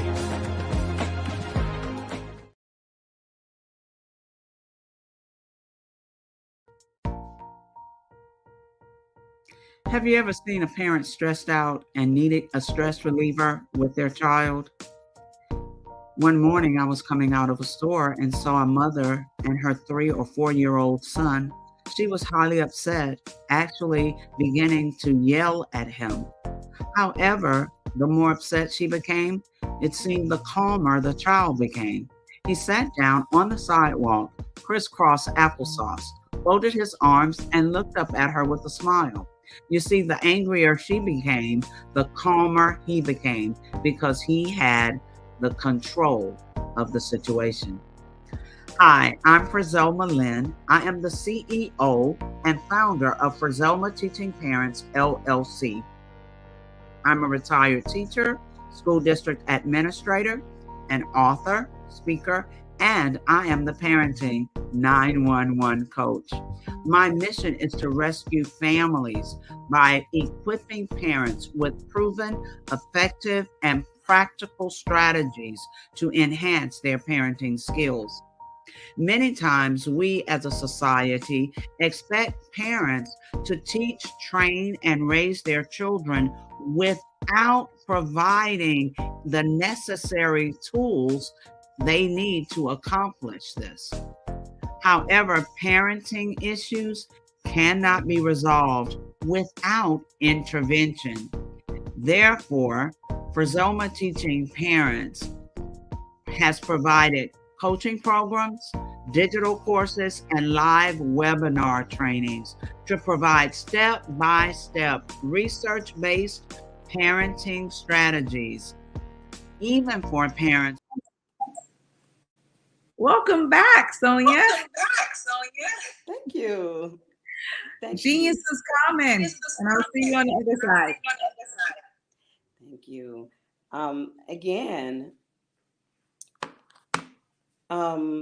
since my younger years, I've always had a desire to work in the business field. This caused me to be driven and determined. And with that determination and being driven, I would take courses, every course that I could find relative to business, I would take those courses. Even after graduating high school, because my parents could not send me to college, I would pay for my own college courses and take as many courses as possible.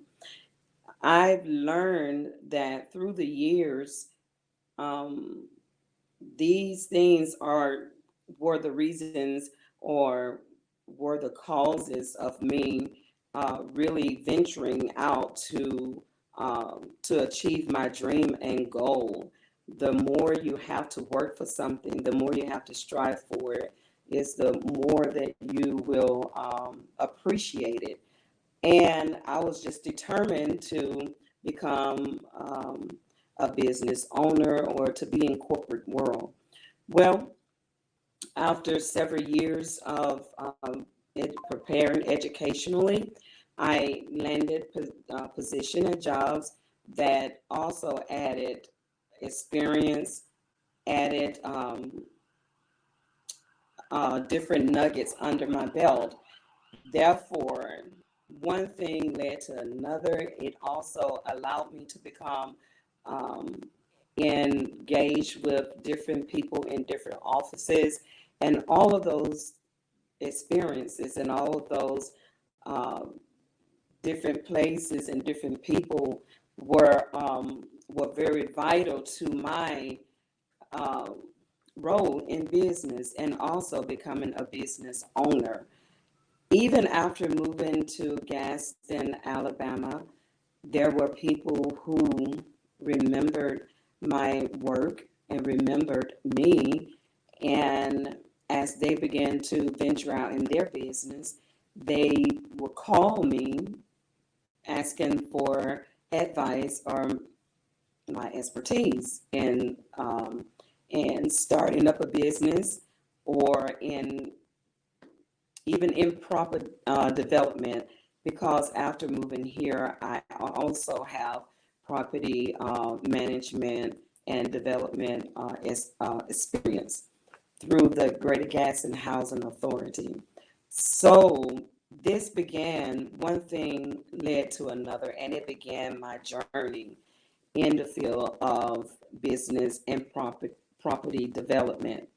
Everything that you experience, sometimes you feel that it's not good, or you wonder how that could really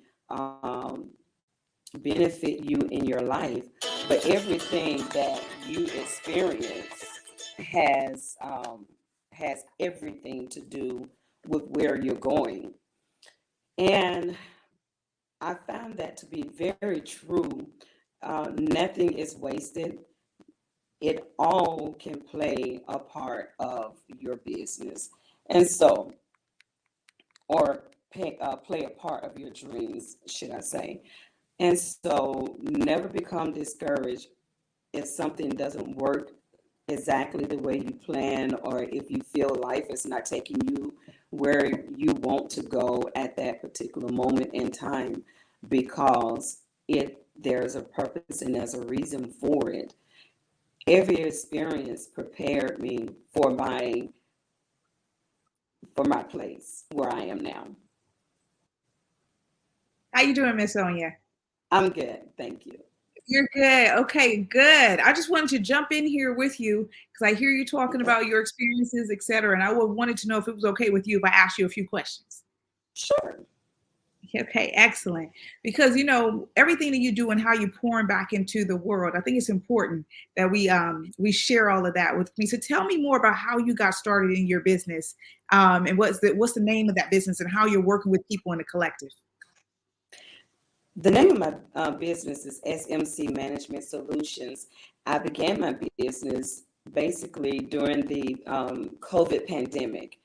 That when there was such a surge of small businesses or people wanting to start owning their businesses. And so many people were reaching out to me, and that caused me to wanting to go ahead, instead of doing just one particular business or having people to come to my home, I decided to go ahead and venture out into a full-time business. And therefore, it started SMC Management Solutions, and we became available to anyone who wanted to start up or anyone existing or an existing business to look into what was going on and see if I could assist them with their business. And so that's how SMC began. And I love that you started that through. So it was your motivation through COVID to have you expand. That's what it sounds like. So, yes, exactly. Oh, excellent. So when people, sorry, apologies. Go ahead. Exactly. I've had and have over 20 some years experience in these areas, like I said, in business development and property development, but actually taking that risk and going out and venturing out into my own business. I played safe for a while, but and just decided to take that risk to go ahead and venture out. And I'm glad that I have, because it has allowed me to assist so many different people in ways that I probably wouldn't have been able to do had I not. Absolutely. You said something really important. You said that you played it safe in the beginning. And so there must have been something that motivated you to expand. So the question is, people who may be in your shoes now, right? And they need to seek out your resources. What would be like your 2 to 3 top tips if they feeling like they're playing it safe and they need to, get to you the coach? What would be your 2 to 3 top tips you would share with them? Well, one of the main tips is be ready to take that risk, knowing that life is all about risk. And don't be afraid of success or failure. Believe it or not, some people have anxiety of success as well as failure. And also counting up the cost, planning ahead, and just for myself, I've been planning this for so many years. So it wasn't an overnight thought and just jumped into it. I've been planning for years. And most people who are wanting to become business owners, somewhere down the line, they have already had a glimpse or had a desire, or even perhaps even have their name, the name of their business. They already know what they want to do. Is having the courage to actually do it is the main thing, or it's been the drawback. And so having a plan, knowing where you want to go, having a dream, knowing what it is that you're trying to obtain, that gives you a goal. And then pursue it. Pursue it with all of your might. Pursue it with everything that you have.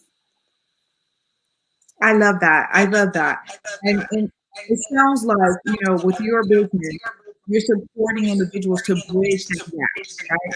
So they may have to, they come to you, but you're knowledge. You support them to find that pathway. Yes, I do. Yes, I'm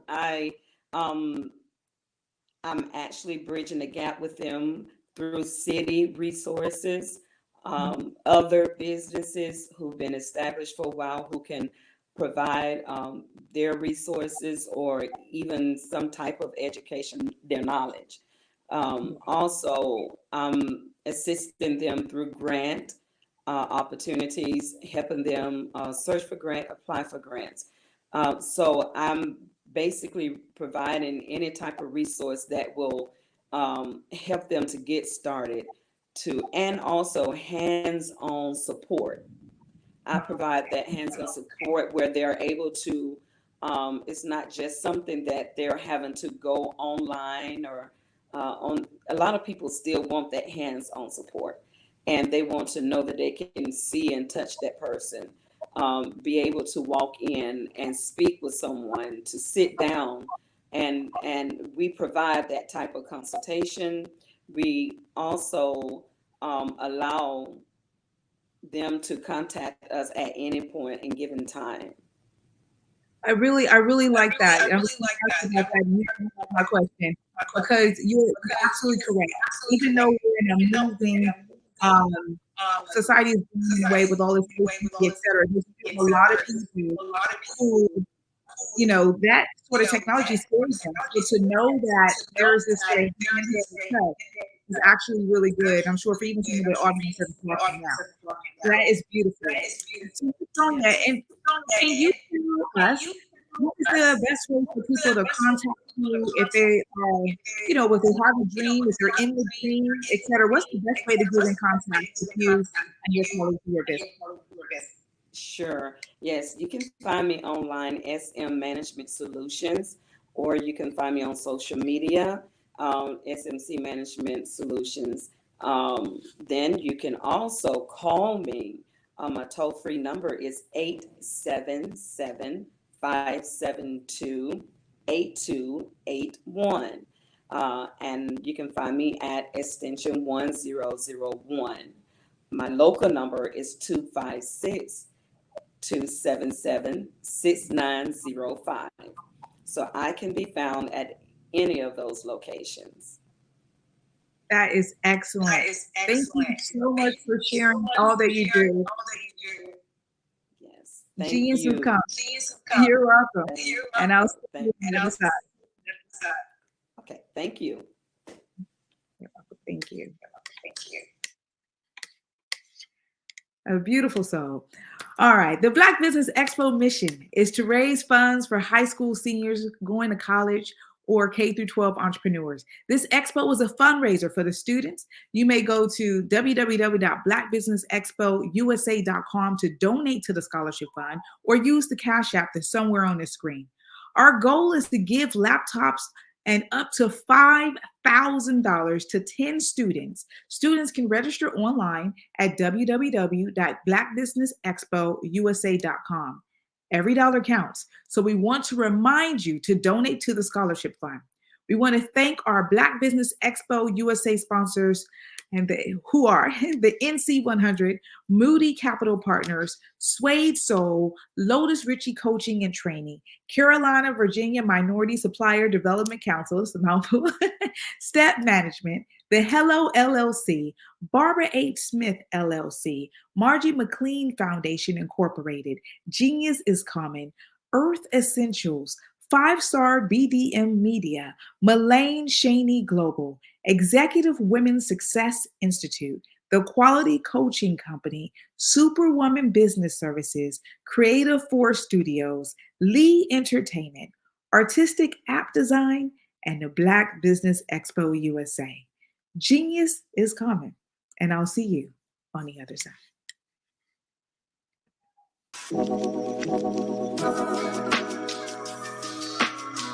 The African company and the African CEO is making a conscious decision to bring on someone external to the continent versus bringing on someone who is from Ghana or Kenya or South Africa.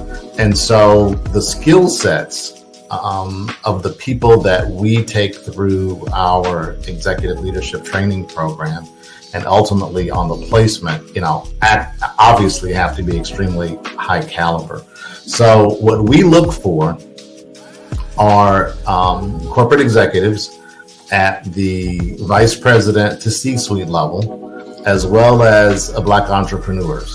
When we look at the Black corporate executives, we're looking for some very specific skill sets, whether that be around supply chain, sales and marketing, engineering, product development. We want our folks to be able to add immediate value to the corporate board, right? And the other thing is, even if they don't necessarily have specific industry experience, they're bringing a diversity of thought.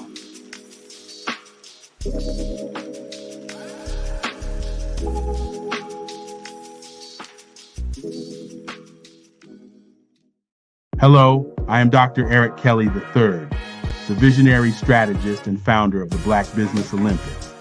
I invite you to showcase your Black-owned businesses on the Black Business Network global stage. The Black Business Olympics is a global Black Business Network platform that propels Black-owned businesses into the international spotlight.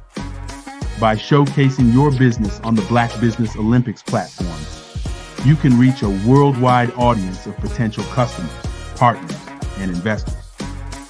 You can also establish yourself as a thought leader and expert in your field, attract lucrative partnerships, and more speaking engagements. In addition, the Black Business Olympics platform provides a valuable opportunity to connect and collaborate with like-minded entrepreneurs and business professionals from around the world. This can lead to new business opportunities, ideas, and relationships. Finally, by sharing your story and expertise on the Black Business Olympics platform, you can inspire and empower others. This is a powerful way to make a positive impact on the world and leave a lasting legacy. If you are a Black-owned business owner, I encourage you to seize the opportunity to showcase your business on the Black Business Olympics platform. It is a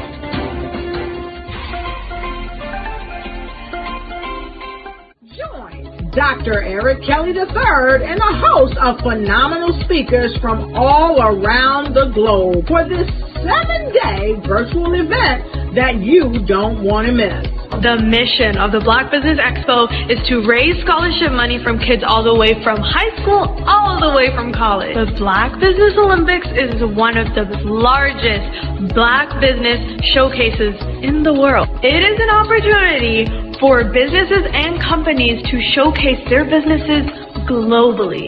We are going to be giving away laptops up to $5,000 away to students.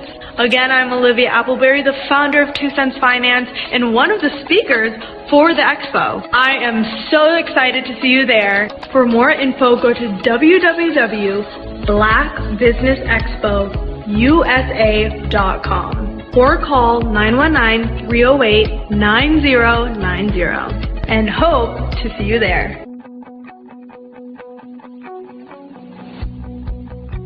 I am Black Business. From the moment I wake until the time I sleep. Yes, I am Black Business. I am Black Business. Tell me, are you Black Business? I am Black Business. Do you support Black businesses? Listen, I support Black business because I am Black Business. Black Business Expo, one of the largest business showcases in the history of Black business in the world. The world! Sign up today at www.blackbusinessexpousa.com or call 919-308-9090. I am Black Business. I am Black Business. From the moment I wake until the time I sleep, I am Black Business. I am Black Business. Are you Black Business? I am Black Business. Do you support Black businesses? I support Black business because I am Black Business. Black Business Expo, one of the largest business showcases in the history of Black America in North Carolina. Sign up today at www.blackbusinessexpousa.com or call 919-380-9090. I am Black Business. I am Black Business. From the moment I wake until the time I sleep, I am Black Business. I am Black Business. Are you Black Business? I am Black Business. Do you support Black businesses? I support Black business because I am Black Business. Black Business Expo, one of the largest business showcases in the history of Black America in North Carolina. Sign up today at www.blackbusinessexpousa.com or call 919-380-9090.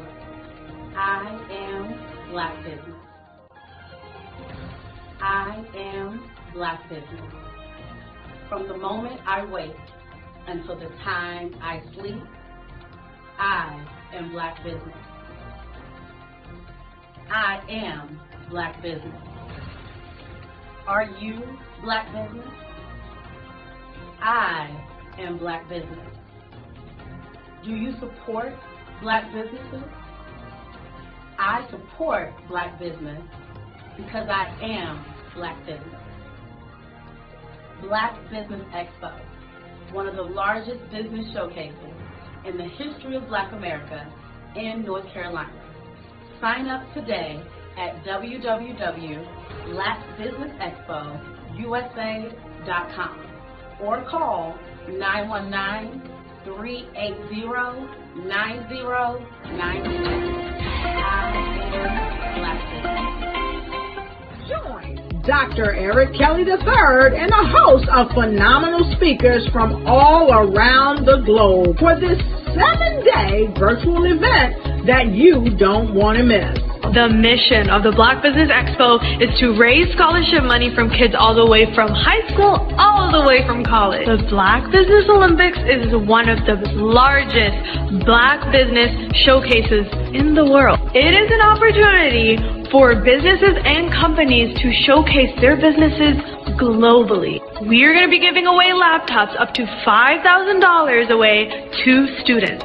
Again, I'm Olivia Appleberry, the founder of 2 Cents Finance and one of the speakers for the expo. I am so excited to see you there. For more info, go to www.blackbusinessexpousa.com or call 919-308-9090 and hope to see you there.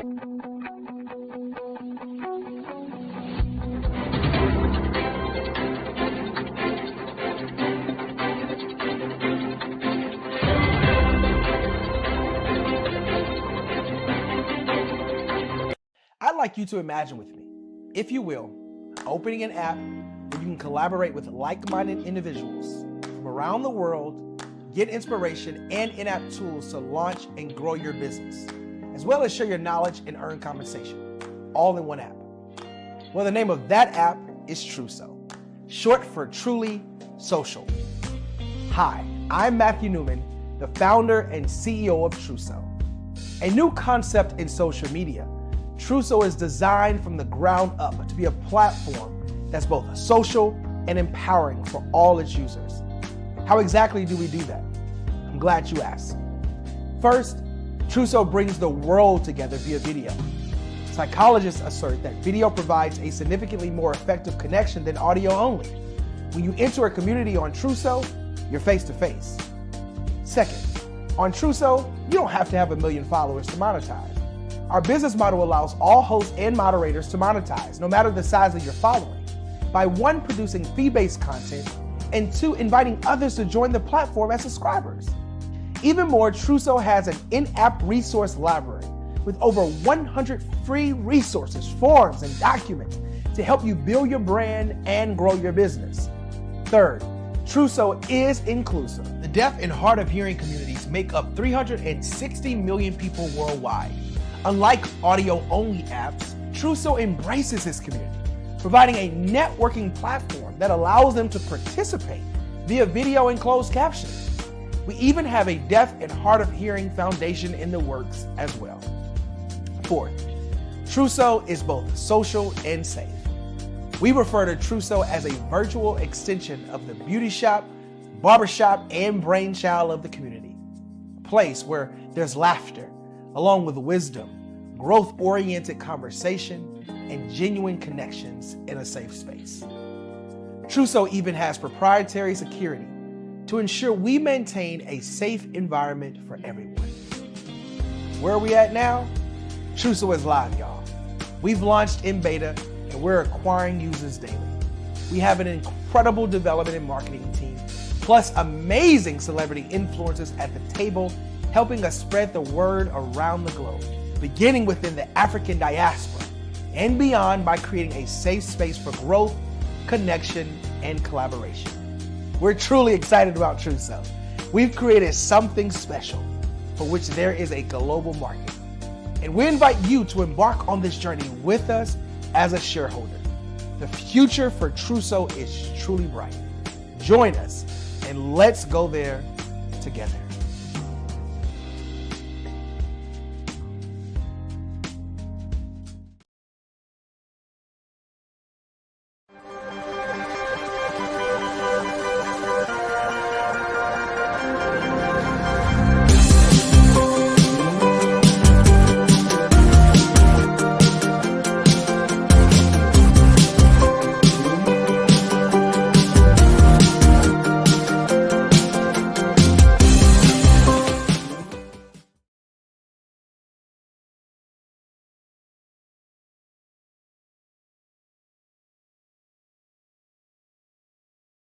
Content creators, Welcome to Fave Unite TV.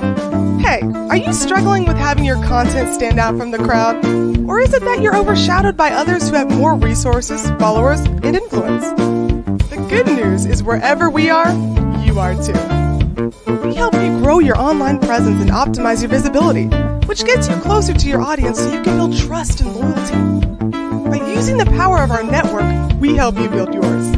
Fave Unite is a powerful tool to connect you with your friends, followers, and fans. And when fans rule, everyone wins. Join us. Fave stands for fans, artists, and venues. Submit your content today.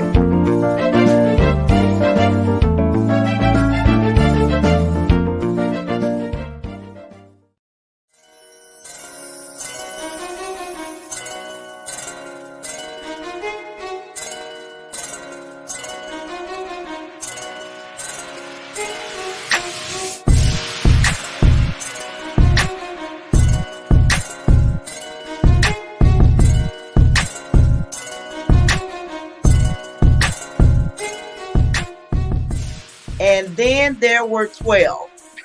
Okay. And God spoke to me and said, I want you to do a calendar highlighting men.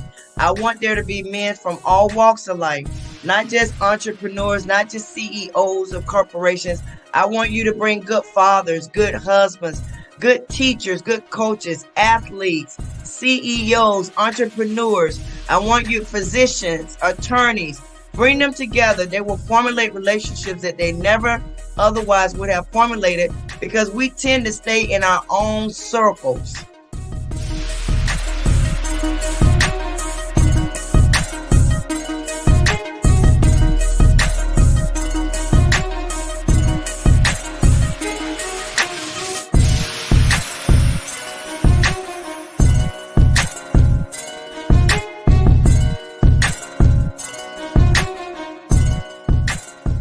So I know what the vision is.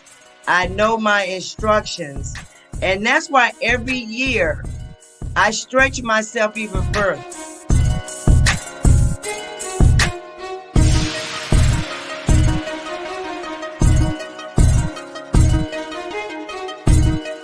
Five-Star BDM, Brand Development Masters, is a professional consulting and advisory group keenly focused on business development services for the small to mid-sized business and entrepreneurs. Although every business is unique, they often share business development challenges that can be addressed through smart branding. Services include process improvement and operations, digital strategy and transformation, business intelligence, digital marketing, and personal branding. Our business and personal branding company has helped a number of professionals and organizations to optimize and grow. This results in more business, more opportunities, better reach, positive outcomes. Visit www.fivestarbdm.com today to learn more. You are in the right place at the right time. The Black Business Network opens again for its Black Business Olympics, a 24/7 broadcast on business, strategies, global branding, social media marketing, finance, advertisement, and much, much more. Featuring the top, most powerful entrepreneurs and speakers and thought leaders from all around the world as they gather together for this phenomenal event.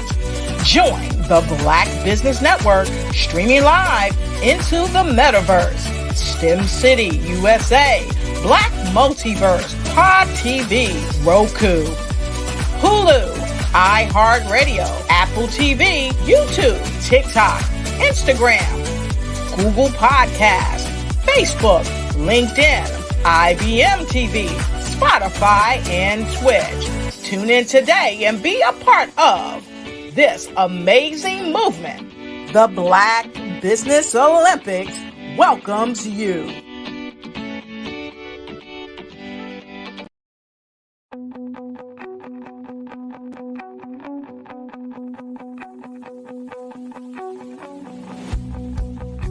I am Black Business. From the moment I wake until the time I sleep. Yes, I am Black Business. I am Black Business. Tell me, are you Black Business? I am Black Business. Do you support Black businesses? Listen, I support Black business because I am Black Business.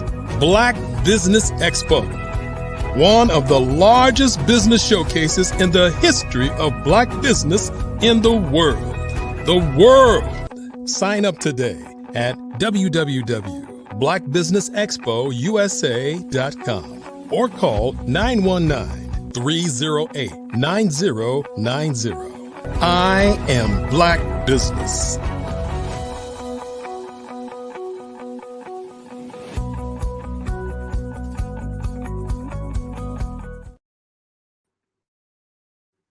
Good afternoon, business owners, entrepreneurs, thought leaders, and corporations. Welcome to the Black Business Network. My name is Spiritual Teak, and I'm your business moderator for this afternoon on the Black Business Network. The Black Business Network is a 24-hour business network showcasing Black businesses, Black owners, entrepreneurs, and thought leaders worldwide. We have speakers from North Carolina, London, Singapore, Africa, Japan, and cities all over the United States. The Black Business Network is a global community sharing its business knowledge to empower, inspire, and educate businesses about business. Our next keynote speaker is Taria Hodge. Taria Hodge is the owner of Mayaba Consulting Services, and founder of Social Media Saturdays and Serve, Share and Shine, online platform committed to helping others, coaching, consultants, and thought leaders share their authentic message in the marketplace. Our commitment is to help you discover the brand story that reveals the lesson learned at times in your life where you found the courage to show up and shine. I present to you Taria Hodge. All right. Good afternoon, Spiritual Teak. How are you? Good afternoon, gorgeous soul. I am doing well. Genius is coming, and I'll see you on the other side. Thank you. Thank you. Are you struggling to grow your social media following despite your consistent effort? If that's you, I want to let you know I totally understand because I've been there before. Or perhaps maybe you lack proven strategies to help you attract your ideal audience and increase your engagements. Now, I know that this is one of the issues that's faced by many entrepreneurs. So if you can identify with any of those two questions and you answered yes, then this conversation is for you. Today, we're going to sit back and we're going to talk about 3 proven strategies to amplify your influence on social media. Now, how many of you feel frustrated with social media times? And it's okay. And if you feel frustrated, just go ahead, utilize the comments. I always like to know who's out there with me. Utilize the comments and let me know if social media has been an area of frustration for you.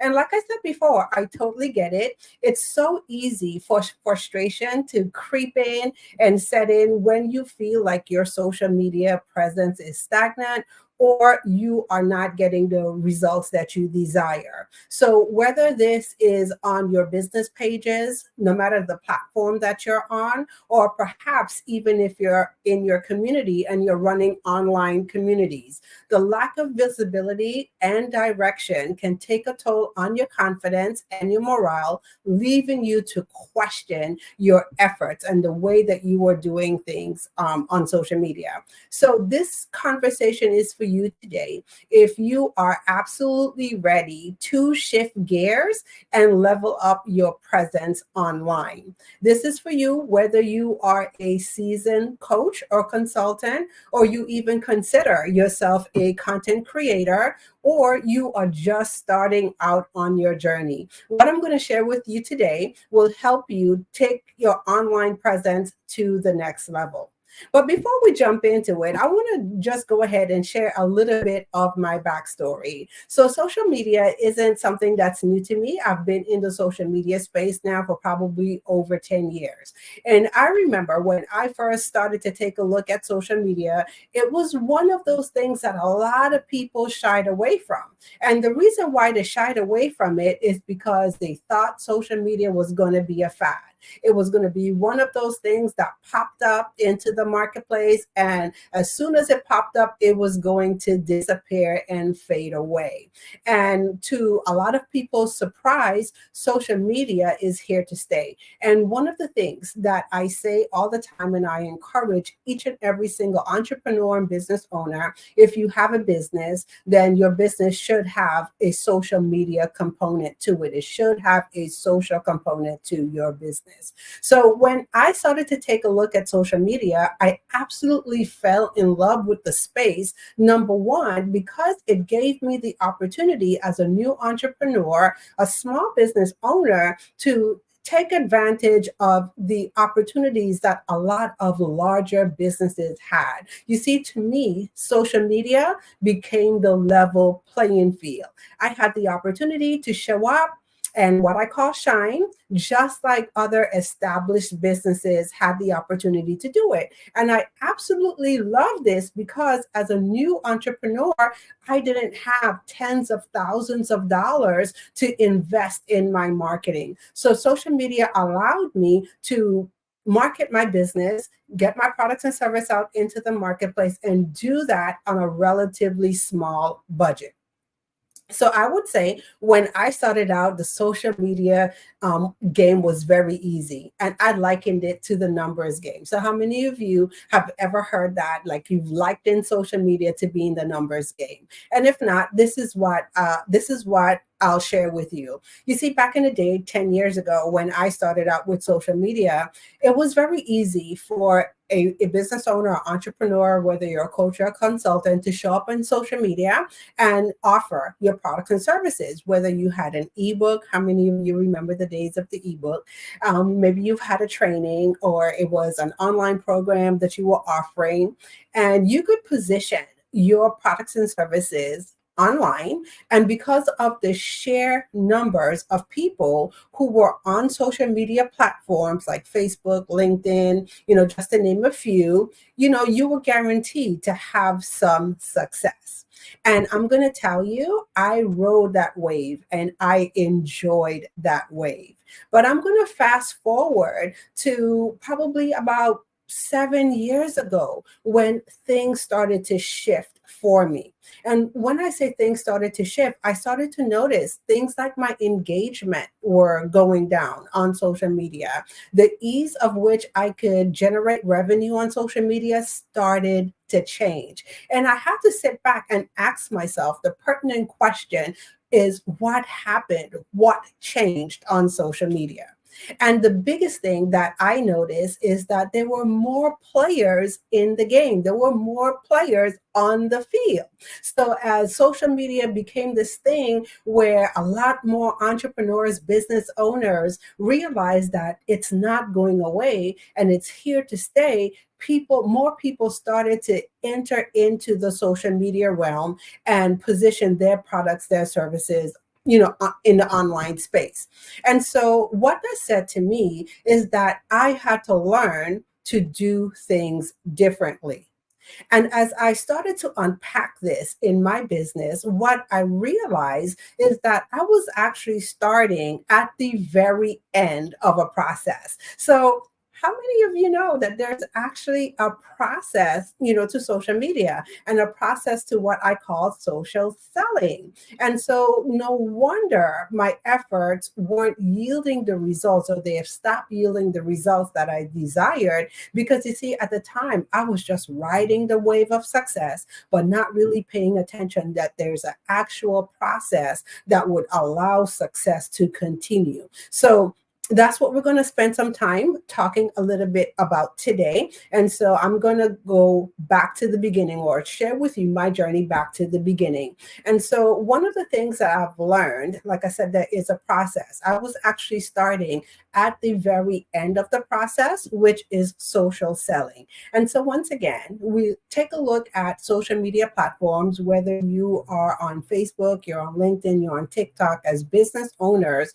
one of the questions we always want to ask ourselves as we partake in these platforms, what's the revenue? What's the return on investment that we're going to get? And so a lot of times we look at the return on investment as money, but also your return on investment can be time as well. So the time, the energy, the money, the other resources that we're putting into social media platforms, are they allowing us to yield the desired results? And so as I started to look at this, one of the things that I've learned is that there are actually 5 stages that an entrepreneur, business owner need to go through that would allow them to have effective social media marketing. Okay. And so what I'm going to do, I'm just going to give a brief overview, of the 5 stages, but there's one particular stage that I want to pay attention on today. And so if you've never heard this, there's actually some things before you get to the social selling part on social media online. You actually need to implement active social listening. And social listening is one of the things, like, I liken to putting your ear on the ground on these social media streets and gathering intel on your audience. Next, we have social influence. And social influence is all about how you show up as a resource in the marketplace and inspire your audience to action. And then social networking is all about how do you network and you collaborate with others to increase your footprint on social media or increase your online presence. And then once those 3 things happen, you have a very fertile environment for social selling to occur. But now it doesn't stop there. There's the 5th step, and the 5th step is social follow-up. And so a lot of times what I find people do is that they do a wonderful job in making online connections, but they fail to take their connections offline. But we're not going to dive too deep today into each of those 5 steps. There's one particular step today that I want to focus on because I think it's so important for us as the business owners to really understand that, or understand this step. And this step that we're talking about today is social influence. So before we jump into the things that I'm going to share with you today, let's take a minute to define social influence. So social influence is all about establishing your authority on social media through the distribution and the sharing of valuable content. In other words, simply put, it's all about how you show up in the marketplace as the expert. So as we take a look at social influence gives us the opportunity to do 3 specific things. And the first thing it allows you to do is be able to establish your authority in your niche. Because once again, we all want to be known for something. We want to be known for what we do in the marketplace and what we do in our business. And then also the second thing social influence will give you the opportunity to do is to be able to share valuable content to educate and engage your audience. And then lastly, social influence gives you the opportunity to influence decision making through how you show up. Influence decision making through your influence. Okay. And so we're going to specifically cover 3 things in our conversation today. So the first thing that I'm going to cover is the 3 things, as a coach or a consultant, that you should be honing in on while you're on social media. And then secondly, I'm going to cover what you need to consider before you share content online. And then lastly, I'm going to share with you the secret to having more visibility online. So let's go ahead and jump right in.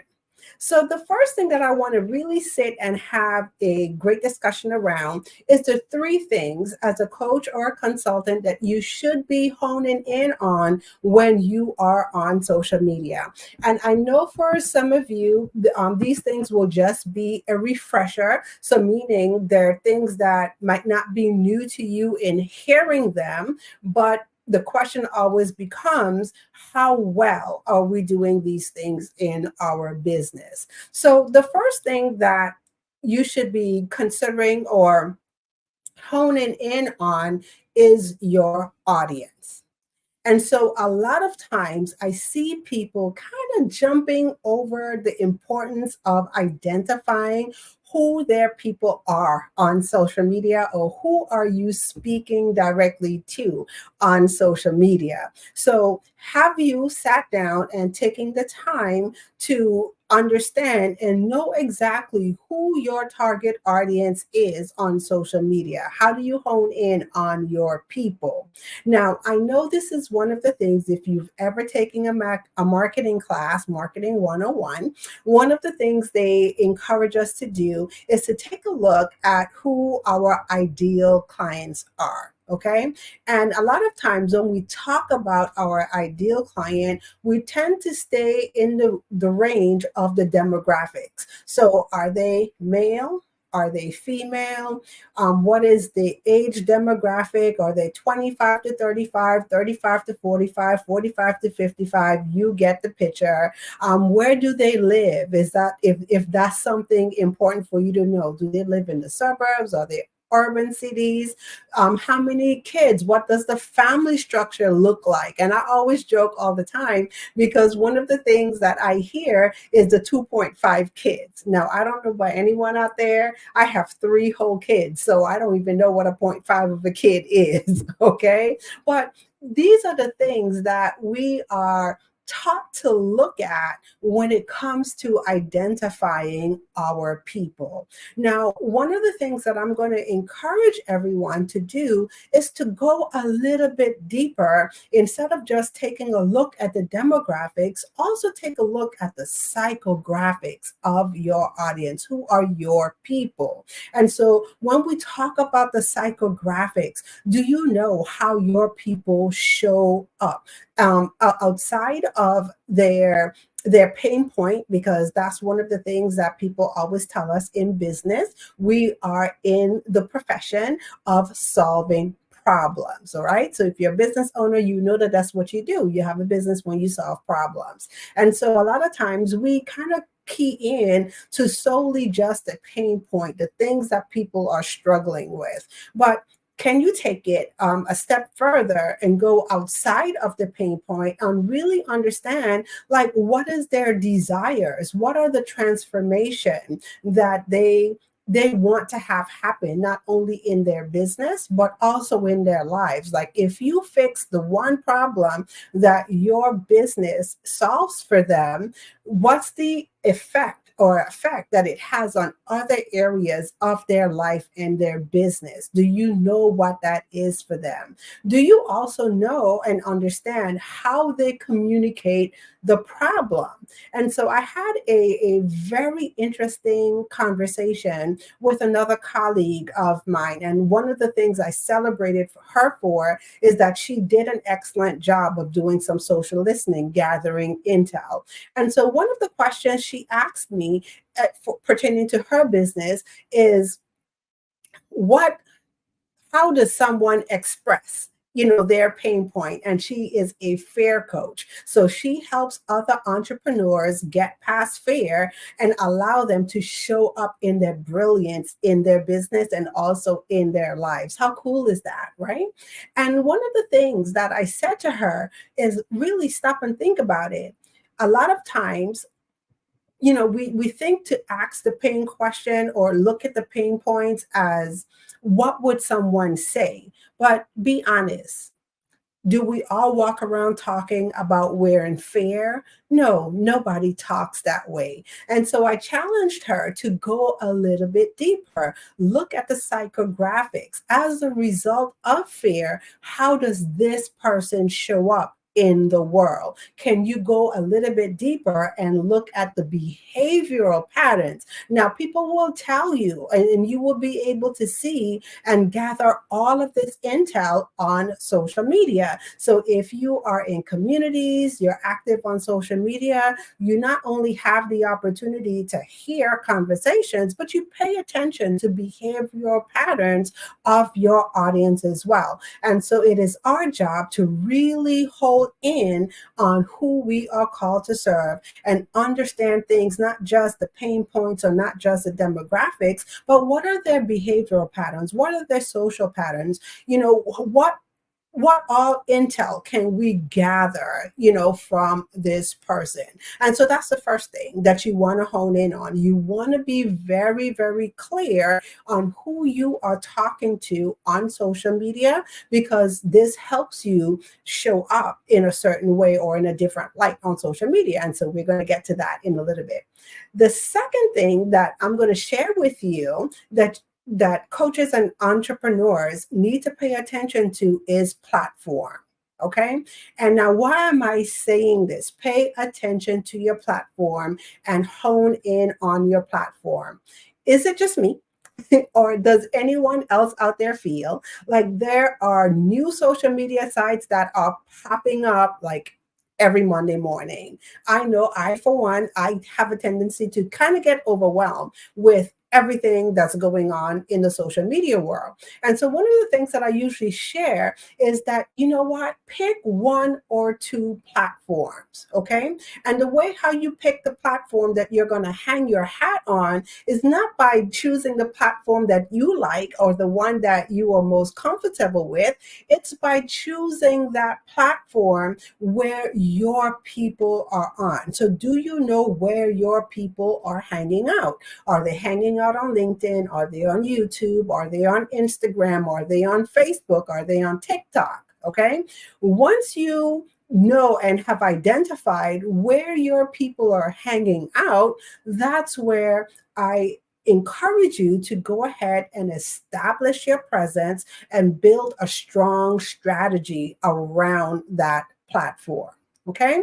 And then the third thing, when it comes to honing in, I want you to stop it for a second and take a look at your message, your communication. And like I said, you're connecting conversations that you're having online. And so I no longer say content anymore. I liken them to connecting conversation. So are you clear in your messaging? Are you clear as to what it is you do in your business? Or like how I like to say, are you clear in how you serve in your business? Okay. So when people encounter you online, do they know this is how you can help them in their business? So those are the three things. If you, like I said, I know you've probably heard these things before, but it's all about how well are we doing these things, or how can we get better to do those things?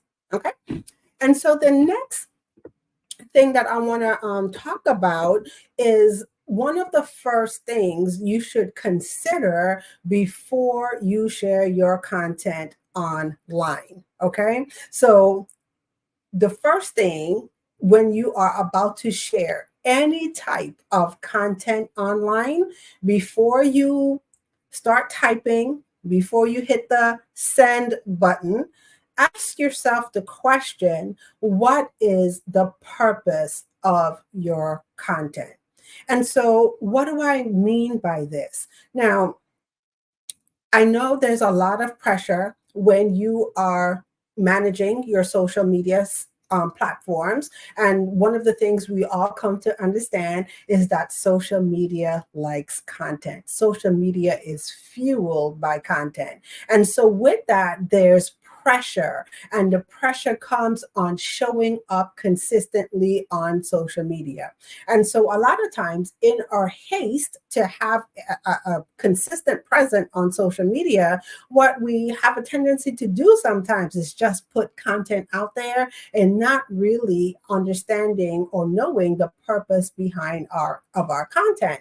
And this is where your planning comes in. And so this is one of the things that I encourage encourage all of my clients, colleagues, to do is to know the purpose of your content. Do you know what cycle you are in your business? So are you in the awareness cycle where you are creating brand awareness and you are creating connections in your business? Are you going into a nurture cycle? Are you in a promotional cycle? What cycle are you in?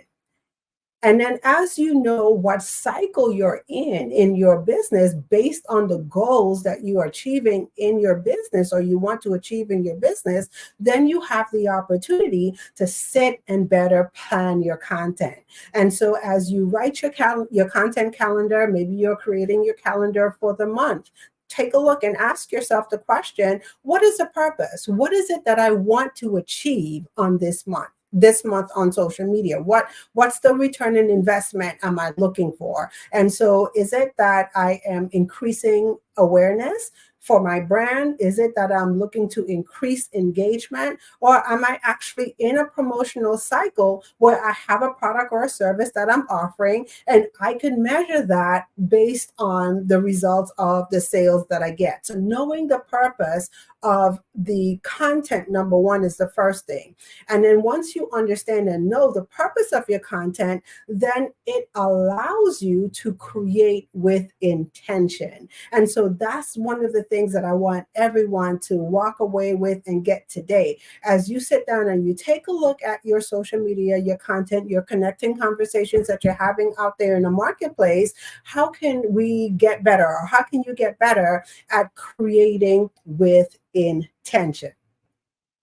And the third thing that I am going to share with you today is the number one thing that most entrepreneurs, most consultants, have, on their mind. And it's all about, how do I increase my visibility?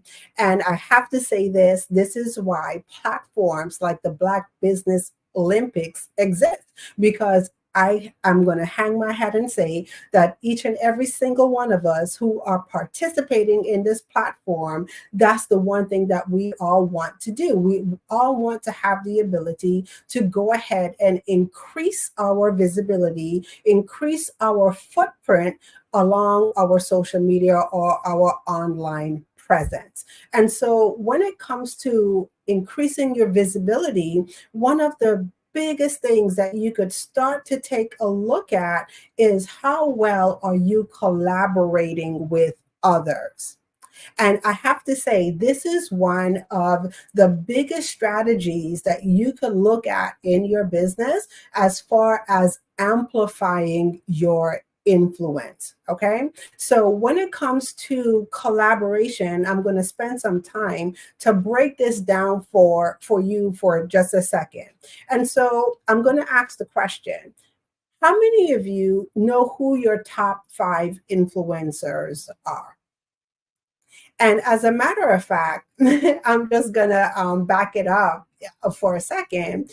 And I'm going to ask, because I didn't ask it before. It's like, how do you define influence? I know I gave my definition of influence, but how do you define influence? And do you actually see yourself as a person of influence? Okay. And so as we take a look at this, who are your top 5 influencers? And I know, I'll share another quick story. I've had the opportunity to speak to a client, and it was a breakthrough moment for her. You see, for her, in her mind, she thought influencers were only the people that show up, on social media with the perfect curated profiles. They have billions of followers and everything looks perfect in their world. And I kind of had to shift her for a moment and share with her, you too, my dear, are an influencer, meaning you have the ability to inspire action from people. You have the ability to show up in such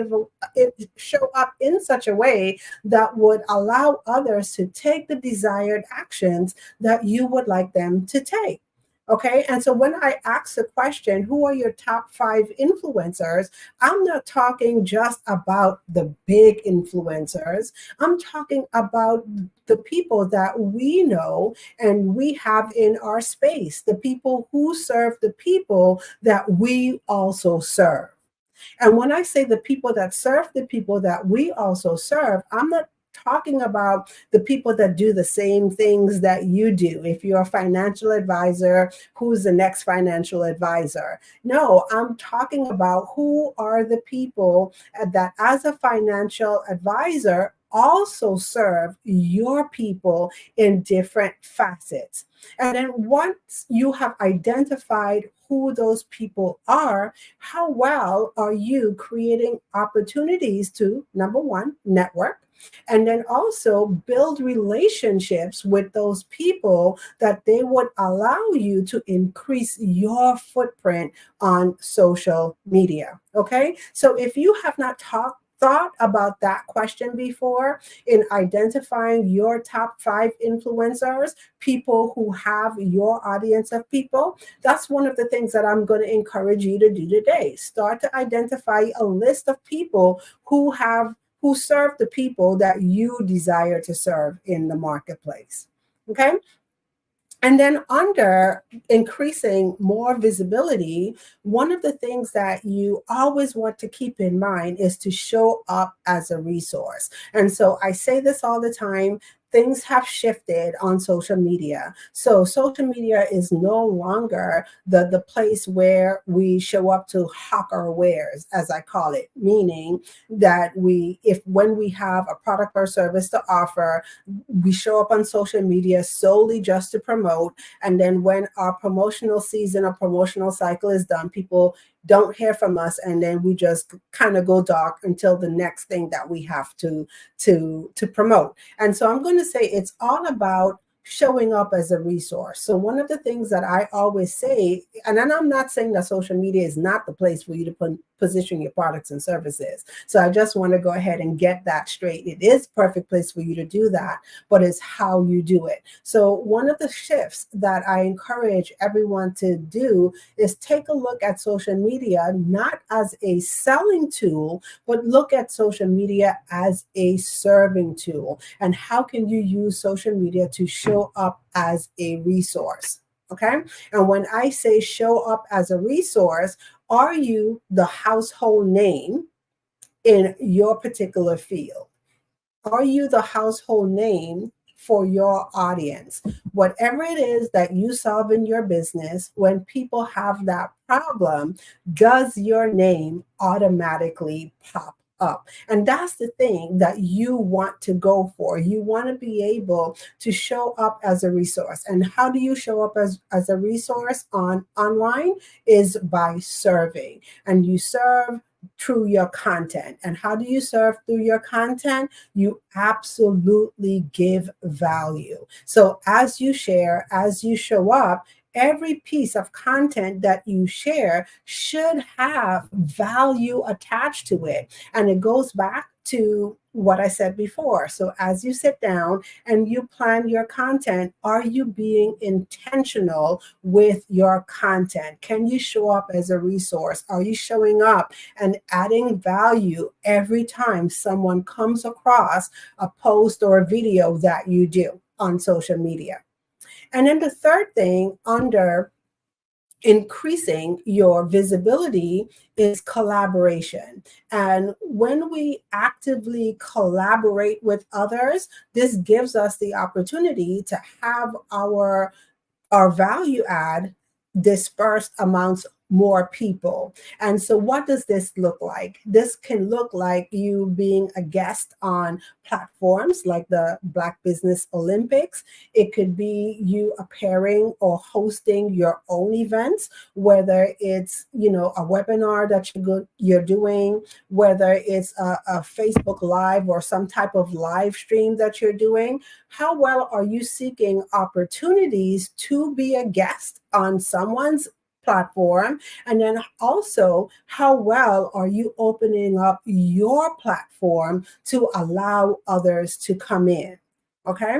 And like I said, it's done through podcasts. How well are you seeking out podcasting opportunities? How well are you seeking out opportunities to do webinars and not just host your webinars, but be a guest on other people's webinars or giving opportunities for others to come in on your webinars as well? Because once again, it is not just about us. Okay. And we sometimes get locked in to the mode of thinking about all the things that we want to achieve in our business, because of course we have our goals. But stop and pause for a moment and think about your audience. And your audience should always be top of mind. And the question should always be, how can I serve my audience today? And so as we take a look at those three specific areas, those are the key strategies that you can use to help you amplify your influence in the marketplace. And so as we get ready to wrap it up, one of the things that I'm going to leave you with is your journey to social media success begins with a single step, but the path is illuminated by clarity. So remember, before you can shine on social media, you must first align your strategies with intention. So start with clarity, offer value, and embrace collaboration. Amplify your influence and attract your divine clients. And so with that being said, I am going to open it up for any questions.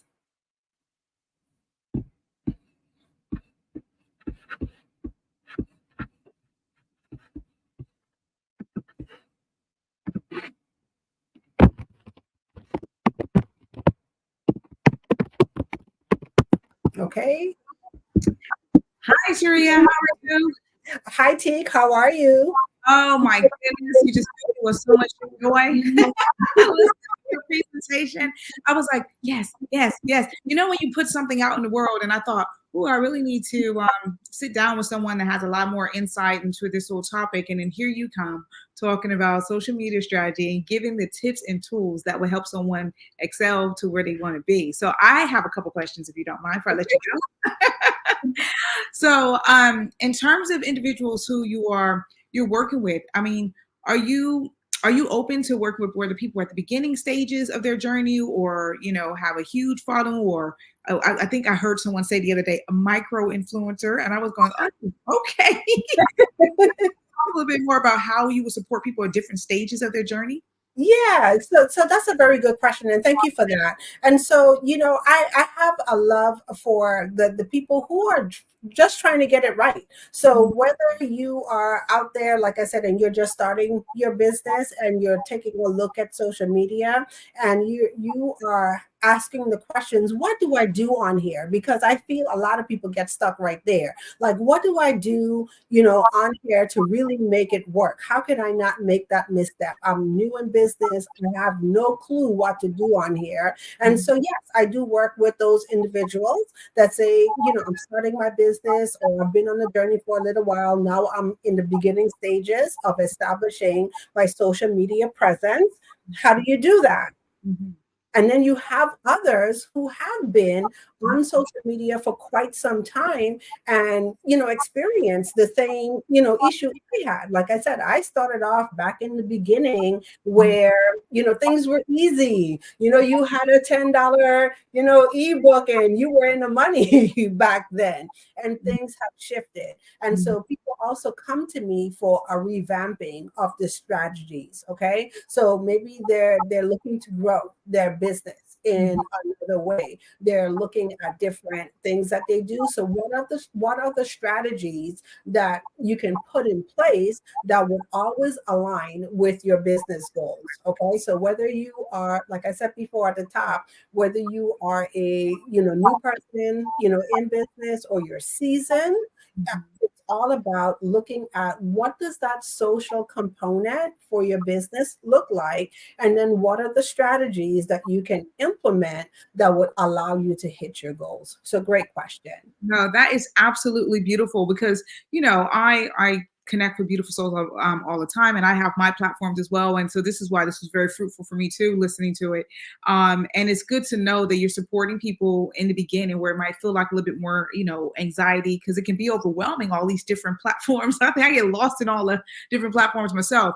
But equally, I love that how you are able to support people to scale, or do that facelift, revamp from where they are, but still keeping that authentic message. And I think that's the key anyway, because I think I loved your question when you said, well, what is your purpose for whatever you're about to put out? What is your purpose for putting it out? And that is so key. That is so key. So before I let you go, please dive into, I've already taken your details. So but please dive into how everyone that's watching can find you, the best way you will want them to connect with you. Let us know your perfect channel. Yeah. So one of the best ways you could connect with me, I could be found on also, well, I shouldn't say all social media platforms, because definitely not all, but Facebook, Instagram, LinkedIn, I am Turia Hodge. And so if you just search my name, you will find me. The place that I enjoy hanging my hat is on Facebook. That's where my community is. And the name of the community is called Storytelling for Super Achievers. And I would like to offer the audience today a gift. And so one of the things that I have the opportunity to do in the vein of collaboration, I have the opportunity to collaborate with Suzanne Hart, and she is speaking and storytelling from a mindset perspective, right?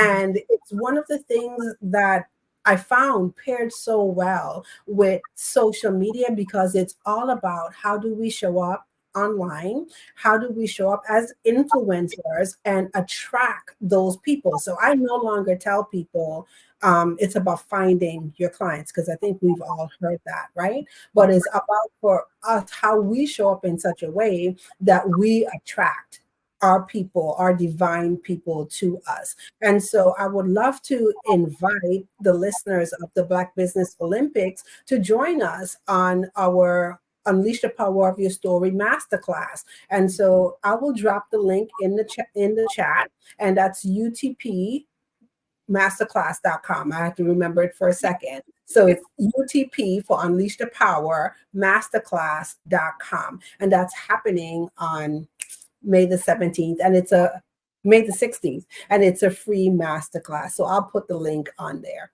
That is amazing, Taria. It's been a pleasure having you here on the Black Business Network, and I'm sure we'll be collaborating and speaking soon.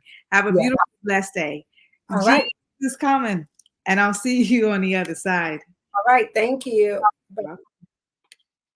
The Black Business Expo mission is to raise funds for high school seniors going to college or kindergarten through 12 entrepreneurs. This expo was a fundraiser for students. You may go to the www.blackbusinessexpousa.com to donate to the scholarship fund or use the Cash App that's somewhere on the screen.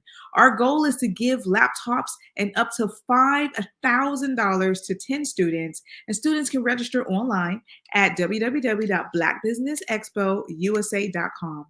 Every dollar counts. So we want to remind you to donate to the scholarship fund.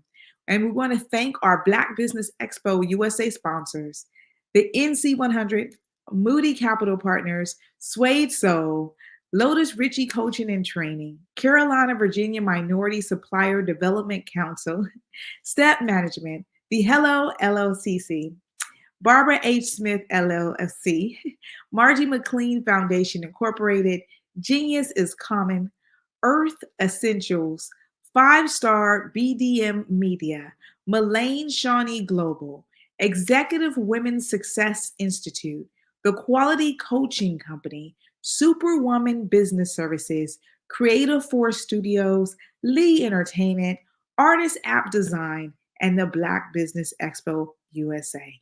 Genius is coming, and I'll see you on the other side.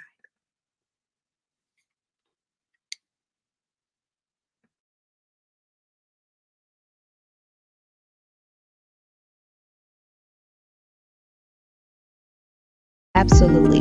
So our coaching program help people that have the lack of time, that lack strategies, and lack the confidence to go after their dream life. So we help them implement tools. We help them implement lack of finances or the education behind finances.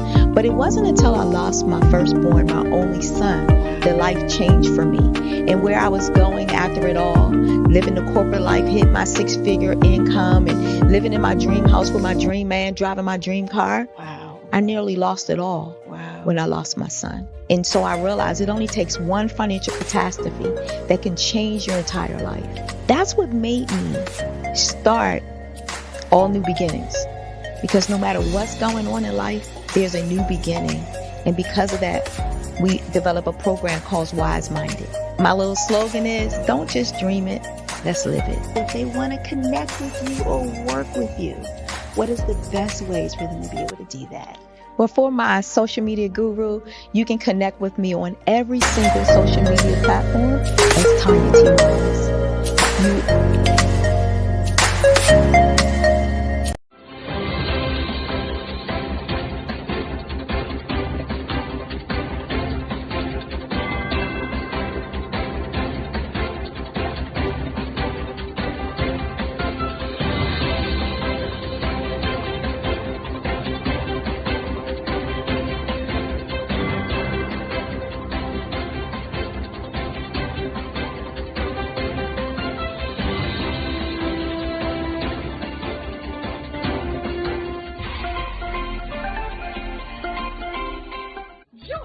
Dr. Eric Kelly III and a host of phenomenal speakers from all around the globe for this 7-day virtual event that you don't want to miss. The mission of the Black Business Expo is to raise scholarship money from kids all the way from high school, all the way from college. The Black Business Olympics is one of the largest Black business showcases in the world. It is an opportunity for businesses and companies to showcase their businesses globally. We are going to be giving away laptops up to $5,000 away to students. Again, I'm Olivia Appleberry, the founder of 2 Cents Finance and one of the speakers for the expo. I am so excited to see you there. For more info, go to www.blackbusinessexpousa.com or call 919-308-9090 and hope to see you there. I am Black Business. From the moment I wake until the time I sleep. Yes, I am Black Business. I am Black Business. Tell me, are you Black Business? I am Black Business. Do you support Black businesses? Listen, I support Black business because I am Black Business. Black Business Expo, one of the largest business showcases in the history of Black business in the world. The world! Sign up today at www.blackbusinessexpousa.com or call 919-308-9090. I am Black Business. I am Black Business. From the moment I wake until the time I sleep, I am Black Business. I am Black Business. Are you Black Business? I am Black Business. Do you support Black businesses? I support Black business because I am Black Business. Black Business Expo, one of the largest business showcases in the history of Black America in North Carolina. Join Dr. Eric Kelly III and a host of phenomenal speakers from all around the globe for this 7-day virtual event that you don't want to miss. The mission of the Black Business Expo is to raise scholarship money from kids all the way from high school, all the way from college. The Black Business Olympics is one of the largest Black business showcases in the world. It is an opportunity for businesses and companies to showcase their businesses globally. We are going to be giving away laptops up to $5,000 away to students. Again, I'm Olivia Appleberry, the founder of 2 Cents Finance and one of the speakers for the expo. I am so excited to see you there. For more info, go to www.blackbusinessexpousa.com or call 919-308-9090 and hope to see you there. I am Black Business. From the moment I wake until the time I sleep. Yes, I am Black Business. I am Black Business. Tell me, are you Black Business? Black Business Expo, one of the largest business showcases in the history of Black business in the world.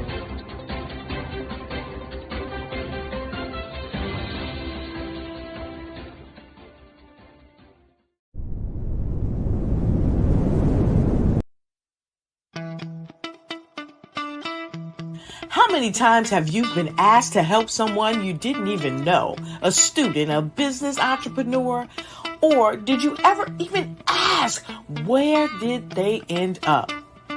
That business, that friend, that entrepreneur. Well, just maybe they ended up in a gang, bankrupt, homeless, or worse, dead. Maybe they turned to crime, drugs, and alcohol. Did you ever wonder? Did you destroy their dream, or was your life always so easy? At the Black Business Olympics, we started a movement to help students complete. Give them hope and foster success. Help them to leave their dreams of providing laptops, computers, and up to $5,000 in scholarship funds. Today, we ask you to help a student, a business owner, or an entrepreneur to realize their dream by sponsoring them, supporting them, and buying from them. Consider this. With $1.6 trillion in our Black community, we only ask for a small donation for our students, our businesses, and our entrepreneurs. And you can change a life today. So I ask you, what are you going to do? Sit on the sideline and watch our students in high school be losers, miss out on their dream from lack of resources? Or are you going to donate to the movement and change their future and yours as well? Give us a call today at 919-308-9090. Change their life by investing with action to the Black Business Olympic Fund. The Black Business Olympics, one of the largest business showcases of Black business in the history of the world.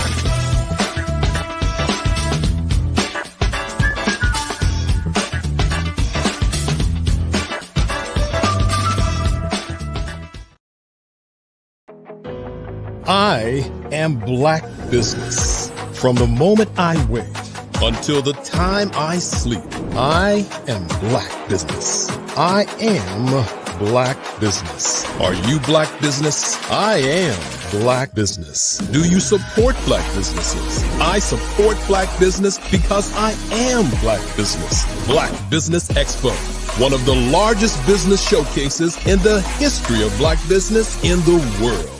Sign up today at www.blackbusinessexpousa.com or call 919-308-9090.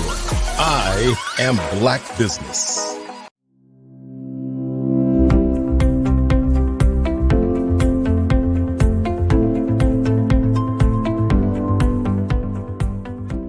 Oregon's it's a beautiful state, and we've talked before this. And I came from California originally, so it's golden hills compared to lush green forest. So it's a beautiful state. It's very beautiful.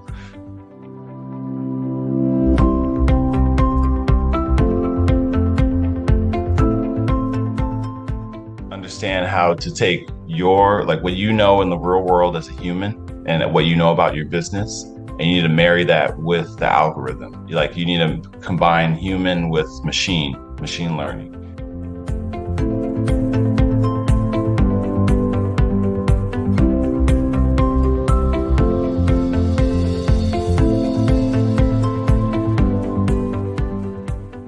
I was always attracted to the psychology, behind digital marketing and why do people do the things they do.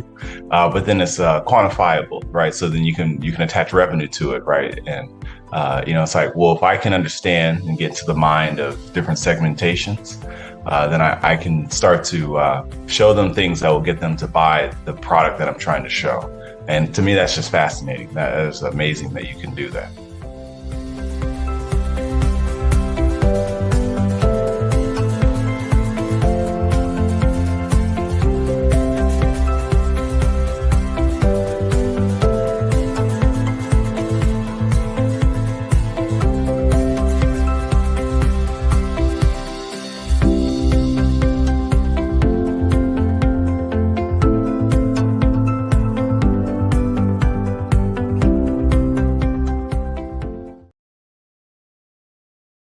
Over the past few years, we've seen the growth of existing and new initiatives focused on financial inclusion, building global networks, and reducing the wealth gap in response to the idea there's not enough seats at the table.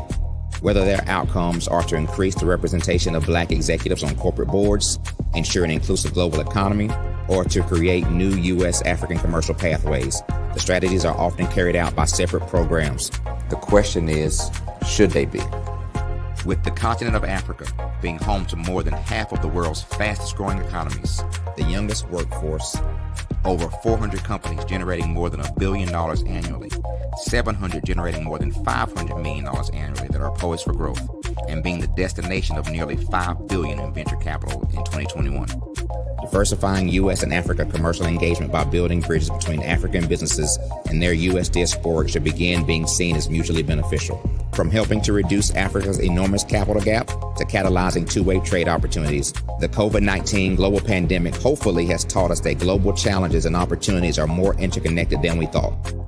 During the pandemic, African companies like Unicorn Flutterwave, insurance provider Reliance Health, ride-hailing app Yasir, and 54Gene, the continent's first bank of DNA on people of African descent, proved that when African companies have access to networks, capital, and information, they grow big, grow fast, and create solutions that are valuable to the world. This is why Be Direct was created. We are the first U.S.-based but African-centric board preparedness and board search company designed to connect U.S. Black talent and corporations to African businesses. Unique and fundamental to Be Direct's success is our process of helping board candidates adapt their experience and networks to an African context before they're connected to high-growth companies that are looking to locally and globally scale. From our focus groups with African business execs and government leaders, we don't ignore the sentiment that business is easy, but people are hard. Having a pool of board candidates with hard-to-access networks and extensive experience across the business life cycle, including successfully raising capital, is table stakes for an initiative like this. So yes, we have that. But corporate or entrepreneurial success in the U.S. does not guarantee success in Africa. Developed alongside industry partners on the continent, our training program, Be Direct Prep, is designed to transpose their experience to create cultural comfort, understanding, and a commitment to helping businesses in Africa scale. Our board governance sessions are African continental and country specific, integrated with cultural awareness and dexterity training, masterclasses led by African industry execs, and mentoring coaching from African continental-based facilitators. But even more unique to Be Direct Prep, we cap off our training program with an immersion trip to help candidates that have not been to Africa before see and feel Africa's complexity and opportunity from African soil. We all know traditional network-based board placement has historically left a lot of us out of ever really being in the paid board pipeline. Our strategy supports the work of many great organizations that are successfully filling seats at U.S. board tables by creating more tables for those that are still left on the sideline. It's time to start seeing the role and value of U.S. Black talent and businesses on the continent of Africa differently. Old perceptions and habits limit economic inclusion. Let's transition Black talent and the African businesses they will support from the periphery of the global economy to its core. Living in a global lockdown, we all know now how fast local and global economies can change, and see the value of having businesses that hire, strengthen local value chains, and even grow globally. Status quo in any form holds back progress. We must democratize U.S.-Africa commercial engagement by socially and economically connecting cultures that have long been disconnected. It's time for Africa's U.S. diaspora to redefine their global value by helping African businesses scale continentally and globally.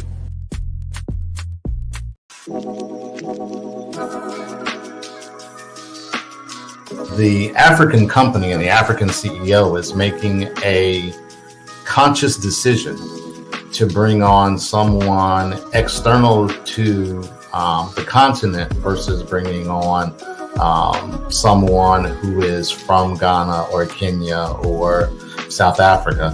And so the skill sets of the people that we take through our executive leadership training program and ultimately on the placement, obviously have to be extremely high caliber.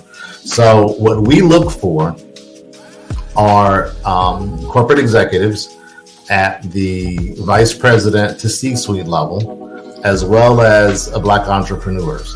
When we look at the Black corporate executives, we're looking for some very specific skill sets, whether that be around supply chain, sales and marketing, engineering, product development. We want our folks to be able to add immediate value to the corporate board, right? And the other thing is, even if they don't necessarily have specific industry experience, they're bringing a diversity of thought.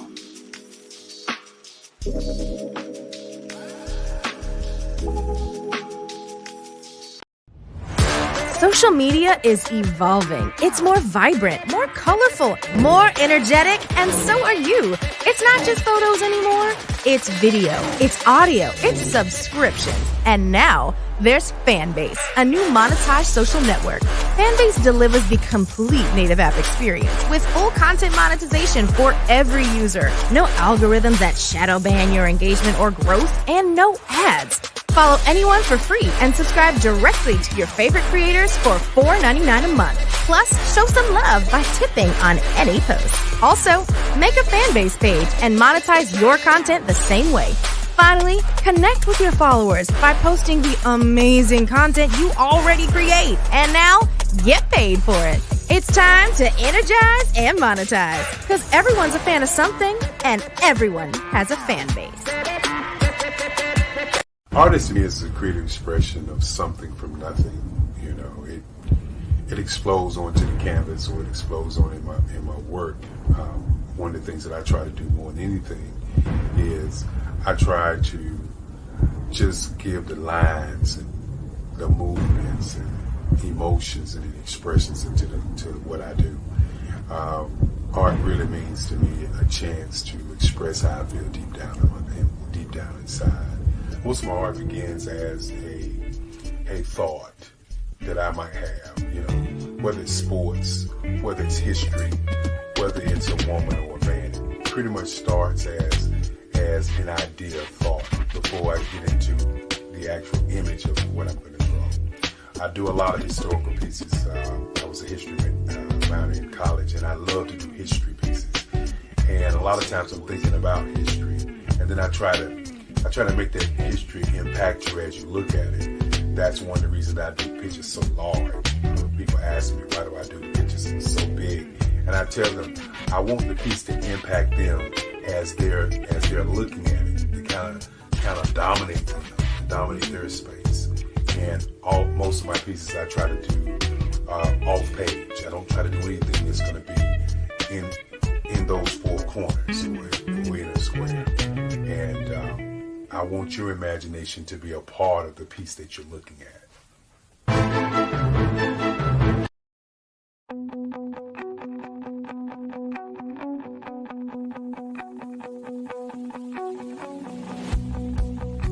I am Black Business. From the moment I wake until the time I sleep. Yes, I am Black Business. I am Black Business. Tell me, are you Black Business? I am Black Business. Do you support Black businesses? Listen, I support Black business because I am Black Business. Black Business Expo, one of the largest business showcases in the history of Black business in the world. The world. Sign up today at www.blackbusiness.com. Black Business Expo USA.com or call 919-308-9090. I am Black Business.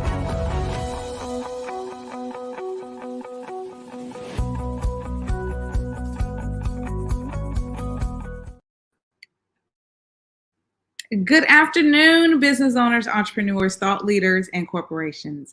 Welcome to the Black Business Network. My name is Spiritual Teak, and I'm your business moderator for this afternoon on the Black Business Network. The Black Business Network is a 24-hour business network showcasing Black businesses, Black owners, entrepreneurs, and thought leaders worldwide. We have speakers from North Carolina, London, Singapore, Africa, Japan, and cities all over the United States. The Black Business Network is a global community sharing its business knowledge to empower, inspire, and educate businesses about business. Our next speaker is Dr. Stephanie Audrey. Dr. Stephanie Audrey is the founder and CEO of Zenoverse Wellness Group, a global wellness organization formed to deliver wellness 1 week at a time through its Meta Spa hotels strategically located across the Caribbean, United Kingdom, France, and Africa. Current locations are in Jamaica and the UK, and African markets opening soon. Her firm is also in the farming space and offering food as medicine, perishable, non-perishable meal kits, tinctures, tonics, supporting the various wellness protocols. Dr. Audrey codified her wellness delivery model as WAS, Wellness as a Service Solution. Zenoverse Wellness Group is a timely concept that was initially conceived when Audrey was just 14 years young. She imagined a wellness center later while working in the hospitality industry for the Claremont Resort Hotel. She was on the marketing team, and when they rebranded the property after investing over $1 million to launch what was then a new concept, spas at hotels. I present to you Dr. Stephanie Audrey. Hi, greetings. Hi, greetings, beautiful soul. I'm so excited that I get to interview you in this fireside chat. How are you? I'm wonderful. And how are you today? I'm very, very good. Well, it's my evening, so I'm over here in London. Okay, well, fantastic. Even better. Absolutely. So is it okay if I address you as Dr. Stephanie Audrey? Is that all right? Yeah, Dr. Steph for short. We can go with that. That's fine. Okay, cool beans. Thank you so much, Dr. Steph. Well, it's loads of questions that I have for you, and I get super excited because I have a deep understanding of wellness, and I'm just excited to see what you've been doing all over the world. And so for the people that's watching right now and the people that will catch it in a replay, can you first just tell us a bit more about what is Zenoverse Wellness Group and what was the vision behind it? Absolutely. So Zenoverse was our decision to both make sure that we were meta ready, ready to exist both in the physical and the digital world. So creating an organization that would not only be timely in its physical presence, but be able to translate that into virtual spaces and how we show up in all of those particular environments. So thinking forward always. But when I looked at the idea of wellness, what I realized is I was really first introduced to this idea of wellness at 9. It was my mother who made this big declaration. We had just bought our home, and she decided that now that she was responsible for cooking, she was going to teach me how to cook differently than she experienced. And so she set a clear intention that she did not want me to have any lifestyle chronic illnesses. So she bought 2 books. My school was having a elementary book sale, and she bought a book called Back to Eden, and she bought a soul food cookbook. But that's really where, for me, the idea began. I love that. Intention is everything. You're speaking my language. Definitely. So right back from when you were young, having that instilled inside of you has been sort of the foundation to this. So that inspiration then led you to get to Medi Spa Hotels, TM, and expand your wellness across multiple countries. Can you tell us a bit more about that global expansion? Absolutely. So it began, I knew I wanted to be an international business tycoon. Again, around 9, 10, I used to play business as an only child. So you know how you can be a little bit needing to occupy your time. And so at that time, my business consisted of, my dolls were my customers. I knew 10 key by touch before I knew what that meant. I had every form that I could find from my mom, from her Mary Kay business to real estate forms. And on one particular Saturday, we were out shopping, and I realized that my business needed credit cards. So it was my determination. I'd taken a credit card application, and so I was now going to make credit cards for my business. And I took these index cards, covered them with her photo album refills, pinpricked every letter and number so that I could, because I'm aging myself now. In those days, you could get an imprint, and that's how you completed a credit card transaction. So right when I perfected my credit cards, my mother comes in the room with that high pitched, "What are you doing?" And so, when you question, think fast, right? Because the answer is going to determine what happens next. So I paused for a second and I looked at my mom and I said, "Mommy, I know who I'm going to be." And so she kind of let out a nervous laugh and she looks at me and she's like, "Who?" I said, "I'm going to be an international business tycoon." So Wow. she just kind of released it. And then she said, "Tell me more." And I Wow. think that was the most brilliant thing because believe it or not, I actually had a vision. I said, "Mommy, I see myself. I'm in the boardroom. Everybody's paying attention. The San Francisco Bay Bridge is out the back window. Like I could see it. I'm wearing a navy blue pinstripe suit. Like I could see all of those details." Wow. And didn't think about it again until I was being interviewed for a television show at 20, right when I was sort of contemplating the next levels of my company. And at that point, I'd already started an international version of my company. I hadn't expanded yet, but I was on my way to my first level of expansions, which first allowed me to have 5 market locations. And then later, I did a JV where I ended up with 8 market locations. And so I've sort of been building over the course of my career to be ready to go international. But, it's been like this vision. And that's why I tell people it's so important to recognize the vision and to create it in colors for yourself. And so I became a fan of vision boards and, journaling, making my plans. But that's really where the seed was planted. Oh my goodness, Dr. Steph, I think my cheeks are we just got started. And I'm like, the smile is so big. I think you're tapping into my inner child. I'm like, yes. I'm telling myself, oh my God, but this is good. This is very, very good because it's so inspirational to hear you talk about how that seed was in that vision for, being a young child. But what I really love was that connection between you and mom and how she paused and said, "Tell me more." And then she poured into you. And then that just blossomed, this seemed into, I'm going to say that was the beginning or the foundation. And then it's blossomed to where you are today. And that gets me to the question of, Zeniverse, the wellness group, like, how would you say it differentiates itself from other wellness group organizations on the market or just around the world? How would you say it's different? So so now wellness has become a big thing. Expected to reach just under $700 billion in the next couple of years globally. I originally started looking at wellness resorts in Europe because what I realized about a decade plus ago when I wanted to do a deeper dive was that there were plenty of wellness resorts and treatment protocols that existed. But what I noticed is it wasn't really an Americanized kind of thing. Definitely wealthy or culturally focused schools tended to lean in to those types of places more so. So really, the journey kind of happened with a pivot. I started off in advertising and marketing communications, where I had an opportunity to advise Fortune 500s. After my experience with Claremont Resort, I ended up being an advisor to Hyatt, Park, Oakland, and some of these other hospitality brands and assets, as well as a young entrepreneur, I was asked to give a keynote address. I remember for the National Conference of Black Mayors. And again, I couldn't have been more than 22 at the time. And so after that, each of the mayors invited me to their various cities to give them advice on economic development opportunities. And so again, from a strategic point, I could see opportunities. We would talk about entrepreneurship, entrepreneurial opportunities. We were doing incubators and accelerators again before that became a thing again. But it was at that time that I noticed is every time I gave a recommendation, somehow or another, the real estate developers would come in and make money. And I couldn't figure out how they got paid, but they were making money. I'm like, that was my idea. My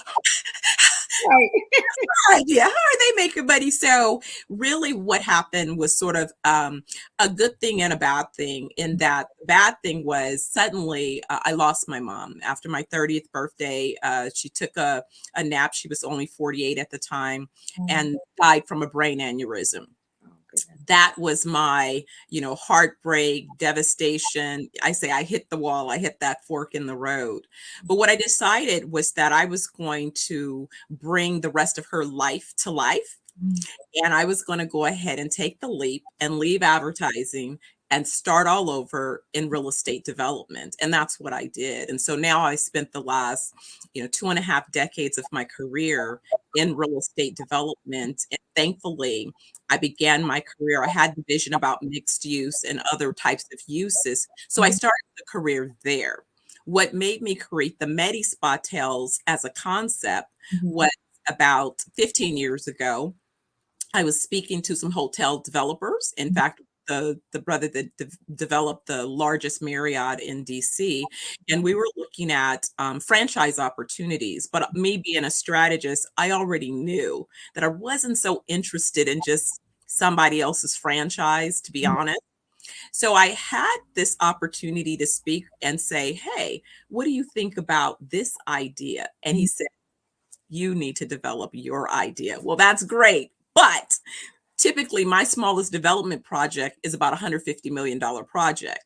So I figured by wellness, Medi Spa Tales, I needed about $500 million. So, when you're coming out from the beginning, people are looking at you like, we don't know anybody like you that's received a check that big. How are you going to do this? And all of those things. But that's really what said that, listen, I'm about branding. I'm about creating intellectual property and assets. And I'm about blending my real estate knowledge with my market knowledge, my business knowledge, and understanding global markets. So I have basically framed us as the Marriott for wellness in a sense. So when you look at Marriott, Marriott owns several brands that are similar to my first three brands. The W is like my 420 wellness brands. The Four Seasons would compare to my Amani Haba brand, and my luxury, ultra luxury brand, Turquoise, is similar to the St. Regis or the Ritz Carlton. So because again of understanding these markets and understanding the business opportunities, really looked for an opportunity to distinguish ourselves. And it's not just about our physical properties, because you can go to any spa, you can go to many hotels, they'll have a spa, they'll have a gym, and it's the same old humdrum boring. They feed you the bad rubber chicken, so you leave there and you're sicker than when you arrived. So basically I said I was going to fix all of those things. Okay. Very deliberate. So we focus on mind, body, and soul healing. Yes. Yes, I love that. I love that. And I love the way that because anyone that you take us through the journey, because I really feel I'm very visual. So I felt the story along with you. And so it really is inspiring and empowering for anyone that is watching, because what you're doing, what you're saying is that how you're evidencing how things are transferable, your skills, and then how that can pour into whatever it is you want to expand your dream. And it sounds very much so solid that what sets you apart is, everyone needs healing whether they know or not, right? And so it sounds like you got that formula locked in. So we're talking about healing. What wellness protocols do your organization offer, and how do they contribute to the overall well-being? Because we're already tapped into that. Absolutely. And it's an excellent question. And so the first thing that we do is when you book your wellness retreat, and it's 7 days. So when Dr. Oliver, and since you said you're in London, you probably have heard of Dr. Aubrey Oliver because he has a practice there as well and is on UK Galaxy Radio, broadcasting around the world on a regular basis. So when we combined our visions around what we wanted to do with treatment protocols, really looked at, I said, well, what's the minimum amount of time that we could have someone and really make a difference in their well-being? So we established that would be about, a 7-day, 6-night kind of program. And so in that, what we do is we conduct an assessment. And so this assessment is a simple, invasive assessment, but it's thorough. So when I first participated in my assessment, about a 40-something page document, but it gave me an overview of how each of my organs were doing. And more importantly, it provided me with insight on things that the doctor hadn't identified, like my brain was being poisoned by hair dye and excessive cortisol secretions, and that I really needed to do a complete detox, a detox that would detox not only my brain, but every organ in my body that potentially would be compromised, but that it was really important to zero in on gut health. Yes. And so once we establish, so we focus on, when we say mind, we're focusing on thought leadership around helping you heal from emotional trauma, because that cortisol and even current statistics telling me that, for example, women around the world don't know it, but oftentimes are suffering from post-traumatic stress disorder. And then that coupled with the stressors of hormonal changes and hormonal imbalances. And so we see it as I travel and I see more and more women advancing in their careers and their lives. Sadly, they're carrying such heavy burdens and not realizing that if you're constantly sewing into everyone else, you're going to become depleted. Where do you go to get a refill? And it's not a 5-minute. Yes, you should take those 5-minute moments, but you really do need to do something a little bit more solid, more focused. I spent one weekend where I did a test where I did a weekend in silence. And it was such a healing gift. It's such a healing gift to hear. And that's really kind of where we go. So we say mind, body, and soul. And so when we're really doing that deep soul work, being able to quiet yourself so that you can hear your ancestral assignments clearly. And you can only do that when you take care of the first two. If you take care of your mind and you take care of your gut, that body part of your well-being, then it begins to create the space for you to then have the capacity to then address your soul assignments. And it helps to have a tribe of other like-minded individuals that you don't have to explain your why in terms of why this would be important. It's important for them as well. Then you can deal with, now my personal why is about X, and you have a whole crew of folks saying, yes, you can do it. Let's go forward. Let's do it. That's what I've envisioned. And that's what's important about the protocol. I love it. I love it. Again, you're speaking my language. I understand everything that you are sharing, and the true authenticity of sharing that, especially when you gave the example about women, and the changes and the hormonal changes in the body and how that impact, and just trauma in general.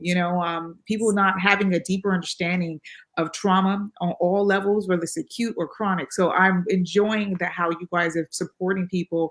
And I just wanted to ask a sort of follow-up question before I move on, because I have so many questions. I'm so excited.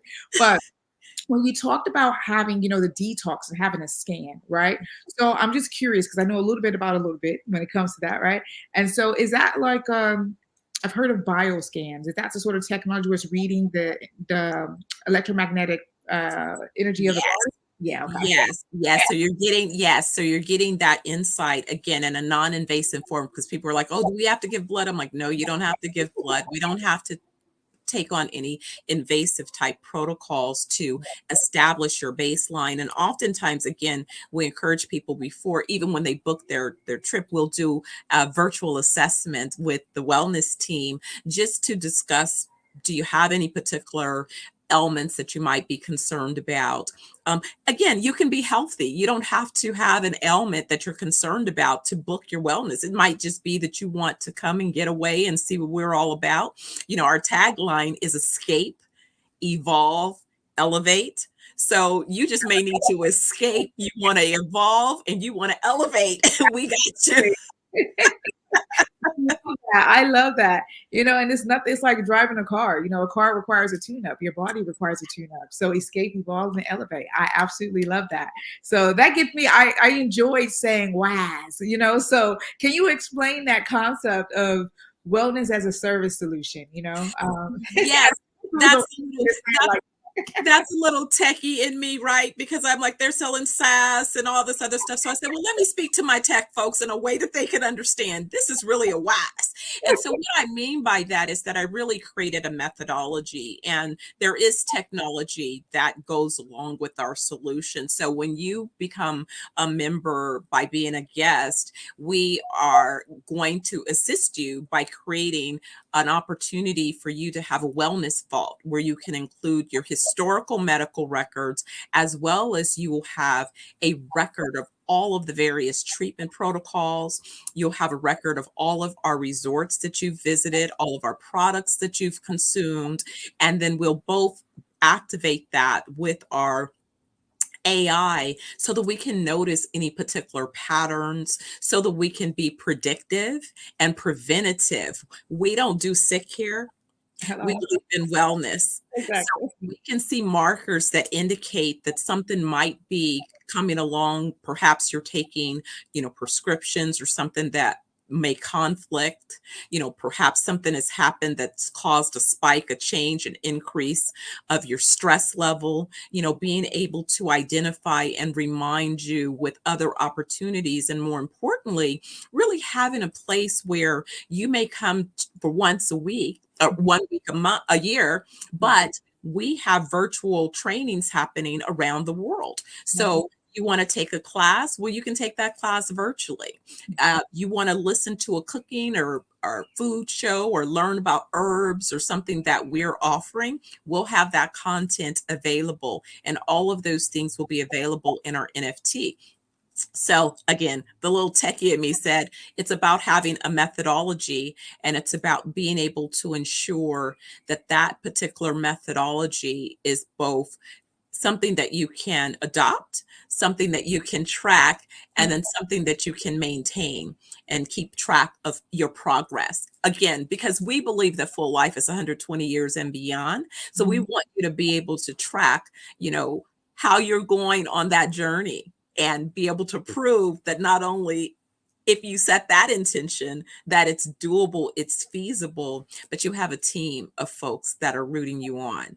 I love that. I love that. And it's so important, because like here in the UK, when they have like the red book when the kids are born, and the health visitors come and visit. So this is your WAS book, so you Yes. you be able to monitor that, and you be able to support them along that journey.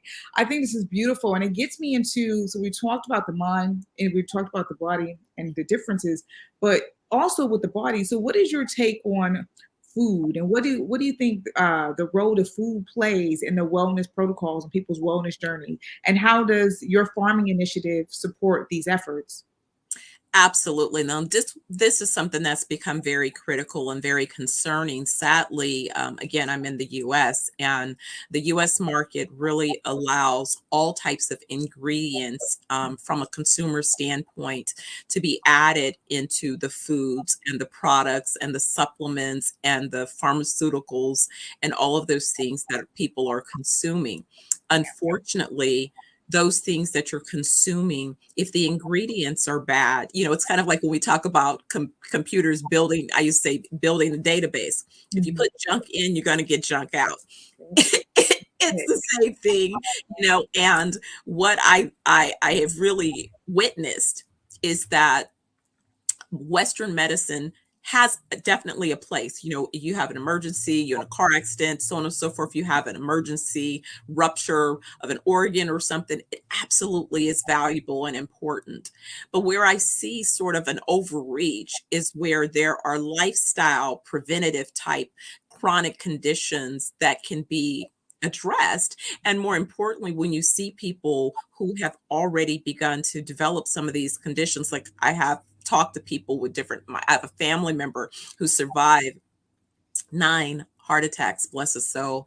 And I, I wonder, it's like, well, have you received any kind of nutritional guidance? And it's no, they're just cutting, they're adding another stent, they broke my, it's like, wow, we can really address this. And so it really was being introduced. I remember stumbling across Dr. Grundy, who used to be a heart surgeon, and really his transition into nutrition. And so again, all of these things are now beginning to come up and surface. But here's the thing.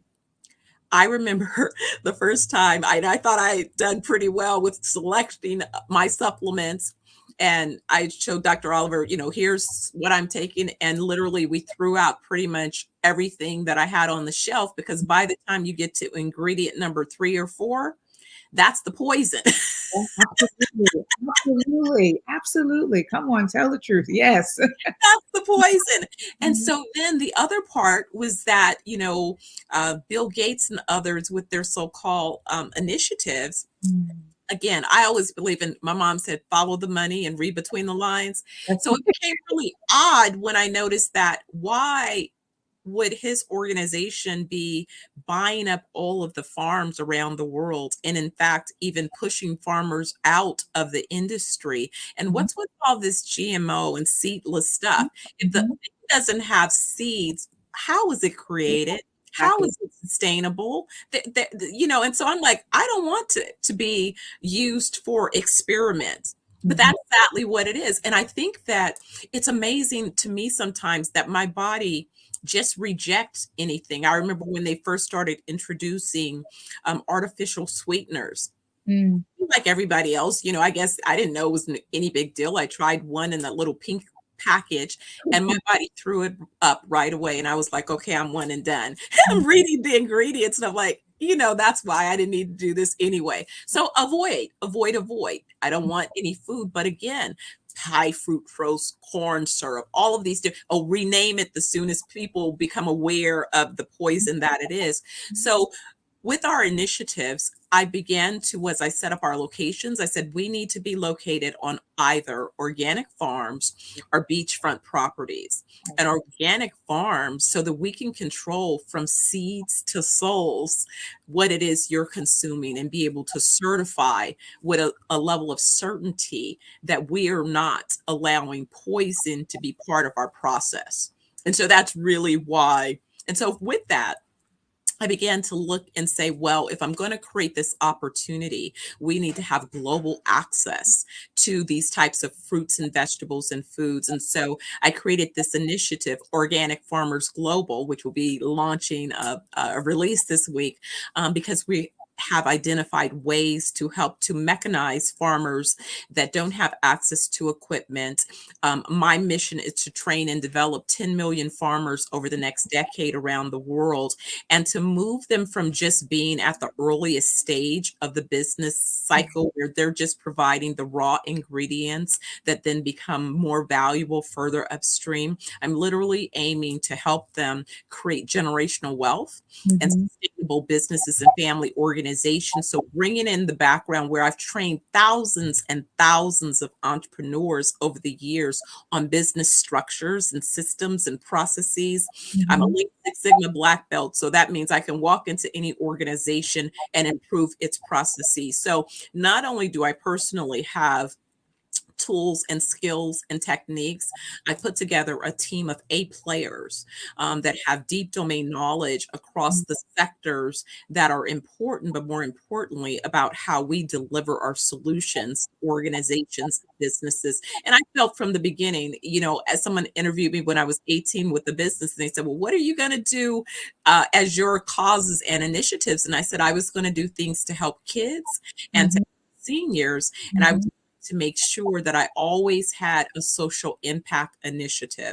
And so even when I took time to spend time in the corporate world where I was an executive, developing, again, my expertise as a real estate developer, so that I qualified when it came to this point, I spent all of that time training and developing entrepreneurs. So I always had, on a parallel path, a give back initiative. So I'm not just talking about it, as the young people say, I got the receipts. You got yeah, exactly. You got plenty of receipts, and you know, like, I'm looking at the time. I'm like, oh my god, we could be on here for hours. But I have two relevant questions for everyone. Pause that for a second and just hone in and recap what you were saying about food, because it was so potent and so powerful. Because you're talking about wellness, and what you're saying is getting. Well, I think you said seed. I heard soul. You might have said okay. So I heard the souls. The souls. And to me that resonates so well. And for everyone out there watching and catching the replay, what you are saying at a very baseline is that's your route to health, is how you feed the body. And I've heard you say about the ingredients. You get to ingredient number 3 and it ain't, it's not for you. You know, and that authenticity, that truth, even your own journey, I think is inspirational, sharing that as well, because, you know, people get into routine about what life is, right? Or into a trend. In actuality, you know, when you have preventable things, as you were saying, it's when you see people are passing away because of preventable diseases, this is why even your initiative is even more important. Just my observations from that. But thank you for that, for sure. So that brings me into, though, just for someone that's been on your journey with so much knowledge, so many connections in terms of how you've been bridging the gap from your marketing to the real estate, etc. For anyone on a wellness journey or on a business journey, I mean, what would you say were some of your challenges and sort of that they should look out for to help you excel, you know, fail forward? It's some of the same things that tend to come up. You know, I've found myself being the first in many organizations. So when I was the first Black person in an executive position in every organization that I've ever entered, it seems, sadly. And that place of coming in with a certain level of excellence, just that, because that's who I was, you know, early on, before I had all of the so-called advanced credentials. I was excellent at 18 when I won my first contract with the California State Library Association right out of high school. So I've been excellent for a long time. I had people evaluating me early going, well, you don't have this degree, you don't have that degree, but I'm advising you. How about that?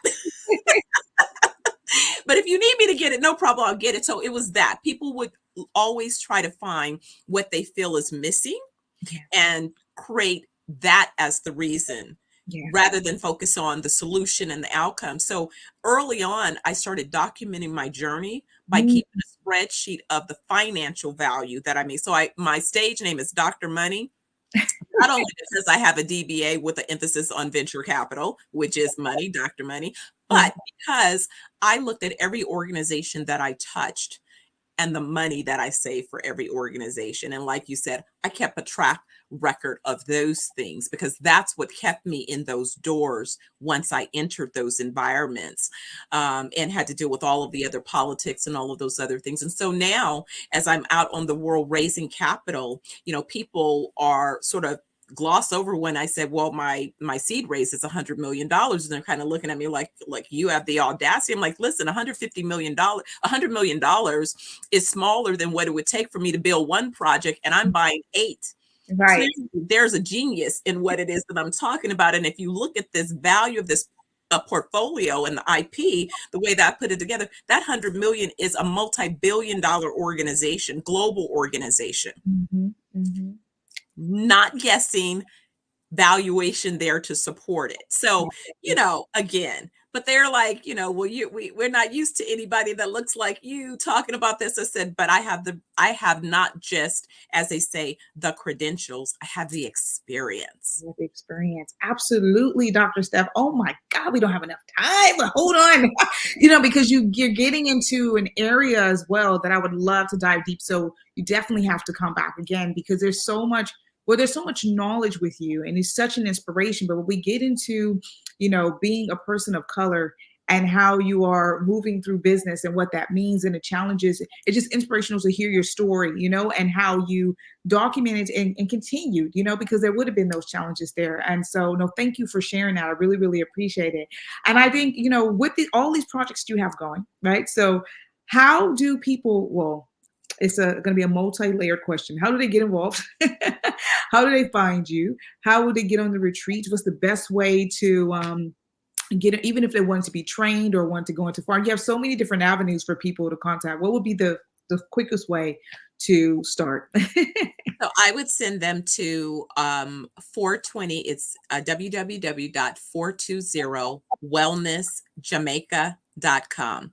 You can start there, and that's where you can identify, us, get a little overview of the initial organizations that are opening, and get on our email list. We'll be putting information through that location. The Organic Farmers Global is organicfarmersglobal.com. So between those two locations, if you're interested, if you're a farmer and you're looking to find resources and how you can have assistance with growing your production, if you have equipment that you'd like to learn about monetizing, that would be the location to find your way as part of that particular initiative. So 420 Wellness Jamaica, I want you to book your wellness week. And then if it is that you're interested in the global farming, Organic Farmers Global. That is absolutely amazing. And do you do any form of coaching yourself? Do you coach businesses or individuals, entrepreneurs? Yes, I am beginning to accept very limited clients. You got to be ready to be a growth player, though, because I'm an A-playing coach. So and I follow the coaches that coach the billion-dollar companies, or as I say, I was reading up and listening to one of the coaches. He says he coaches trillion-dollar organizations. So if that's who I'm paying attention to, right? I'm like, let's go. I want you to play at a level that is definitely a level that will allow you to create generational wealth. And so, that's what the whole 10 million initiative is about. 10 million farmers and entrepreneurs globally, to really give them the tools. I don't have to recreate them, I have them. So I can just give them and train you through a process that will produce outcomes. Because remember, I keep the receipts. So I want to measure, because guess what? I tell people, look, if I gave you a strategy and that strategy is not working, I know how to pivot and fix it. So it's no problem. Yes, you do, Dr. Steph. You definitely got the receipts and you got the foundation solid. Okay. Thank you so much for joining us here this afternoon, my evening. It's been an absolute pleasure to interview you. Thank you so much. Thank you. I've enjoyed it, and I can't wait to see you. I'm going to be headed back to London. In fact, I have some acquisitions in London as part of this first phase as well. So you definitely make sure we contact and stay connected, okay? Thank you so much. Genius coming, and I'll see you on the other side. Thanks again. No worries. Thank you. Oh, what a beautiful soul. The Black Business Expo mission is to raise funds for high school seniors going to college or K-12 entrepreneurs. This expo is for a fundraiser for students. You may go to the Black Business Expo USA.com to donate to the scholarship fund, or use the Cash App somewhere on this screen.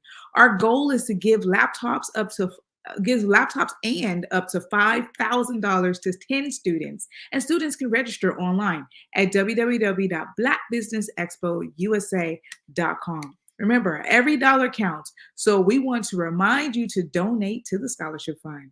And let's thank our Black Business Expo USA sponsors: the NC100, Moody Capital Partners, Suede Soul, Lotus Ritchie Coaching and Training, Carolina, Virginia Minority Supplier Development Council, Step Management, The Hello LLC, Barbara H. Smith LLC, Margie McLean Foundation Incorporated, Genius is Common, Earth Essentials, 5-Star BDM Media, Malaine Shaney Global, Executive Women's Success Institute, The Quality Coaching Company, Superwoman Business Services, Creative Force Studios, Lee Entertainment, Artistic App Design, and the Black Business Expo USA. Genius is coming, and I'll see you on the other side.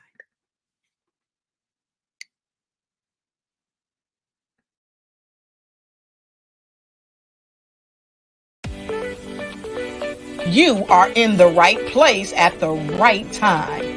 The Black Business Network opens again for its Black Business Olympics, a 24/7 broadcast on business, strategies, global branding, social media marketing, finance, advertisement, and much, much more. featuring the top, most powerful entrepreneurs and speakers and thought leaders from all around the world as they gather together for this phenomenal event. Join the Black Business Network streaming live into the metaverse, STEM City, USA, Black Multiverse, Pod TV, Roku, Hulu, iHeartRadio, Apple TV, YouTube, TikTok, Instagram, Google Podcasts, Facebook, LinkedIn, IBM TV, Spotify, and Twitch. Tune in today and be a part of this amazing movement. The Black Business Olympics welcomes you.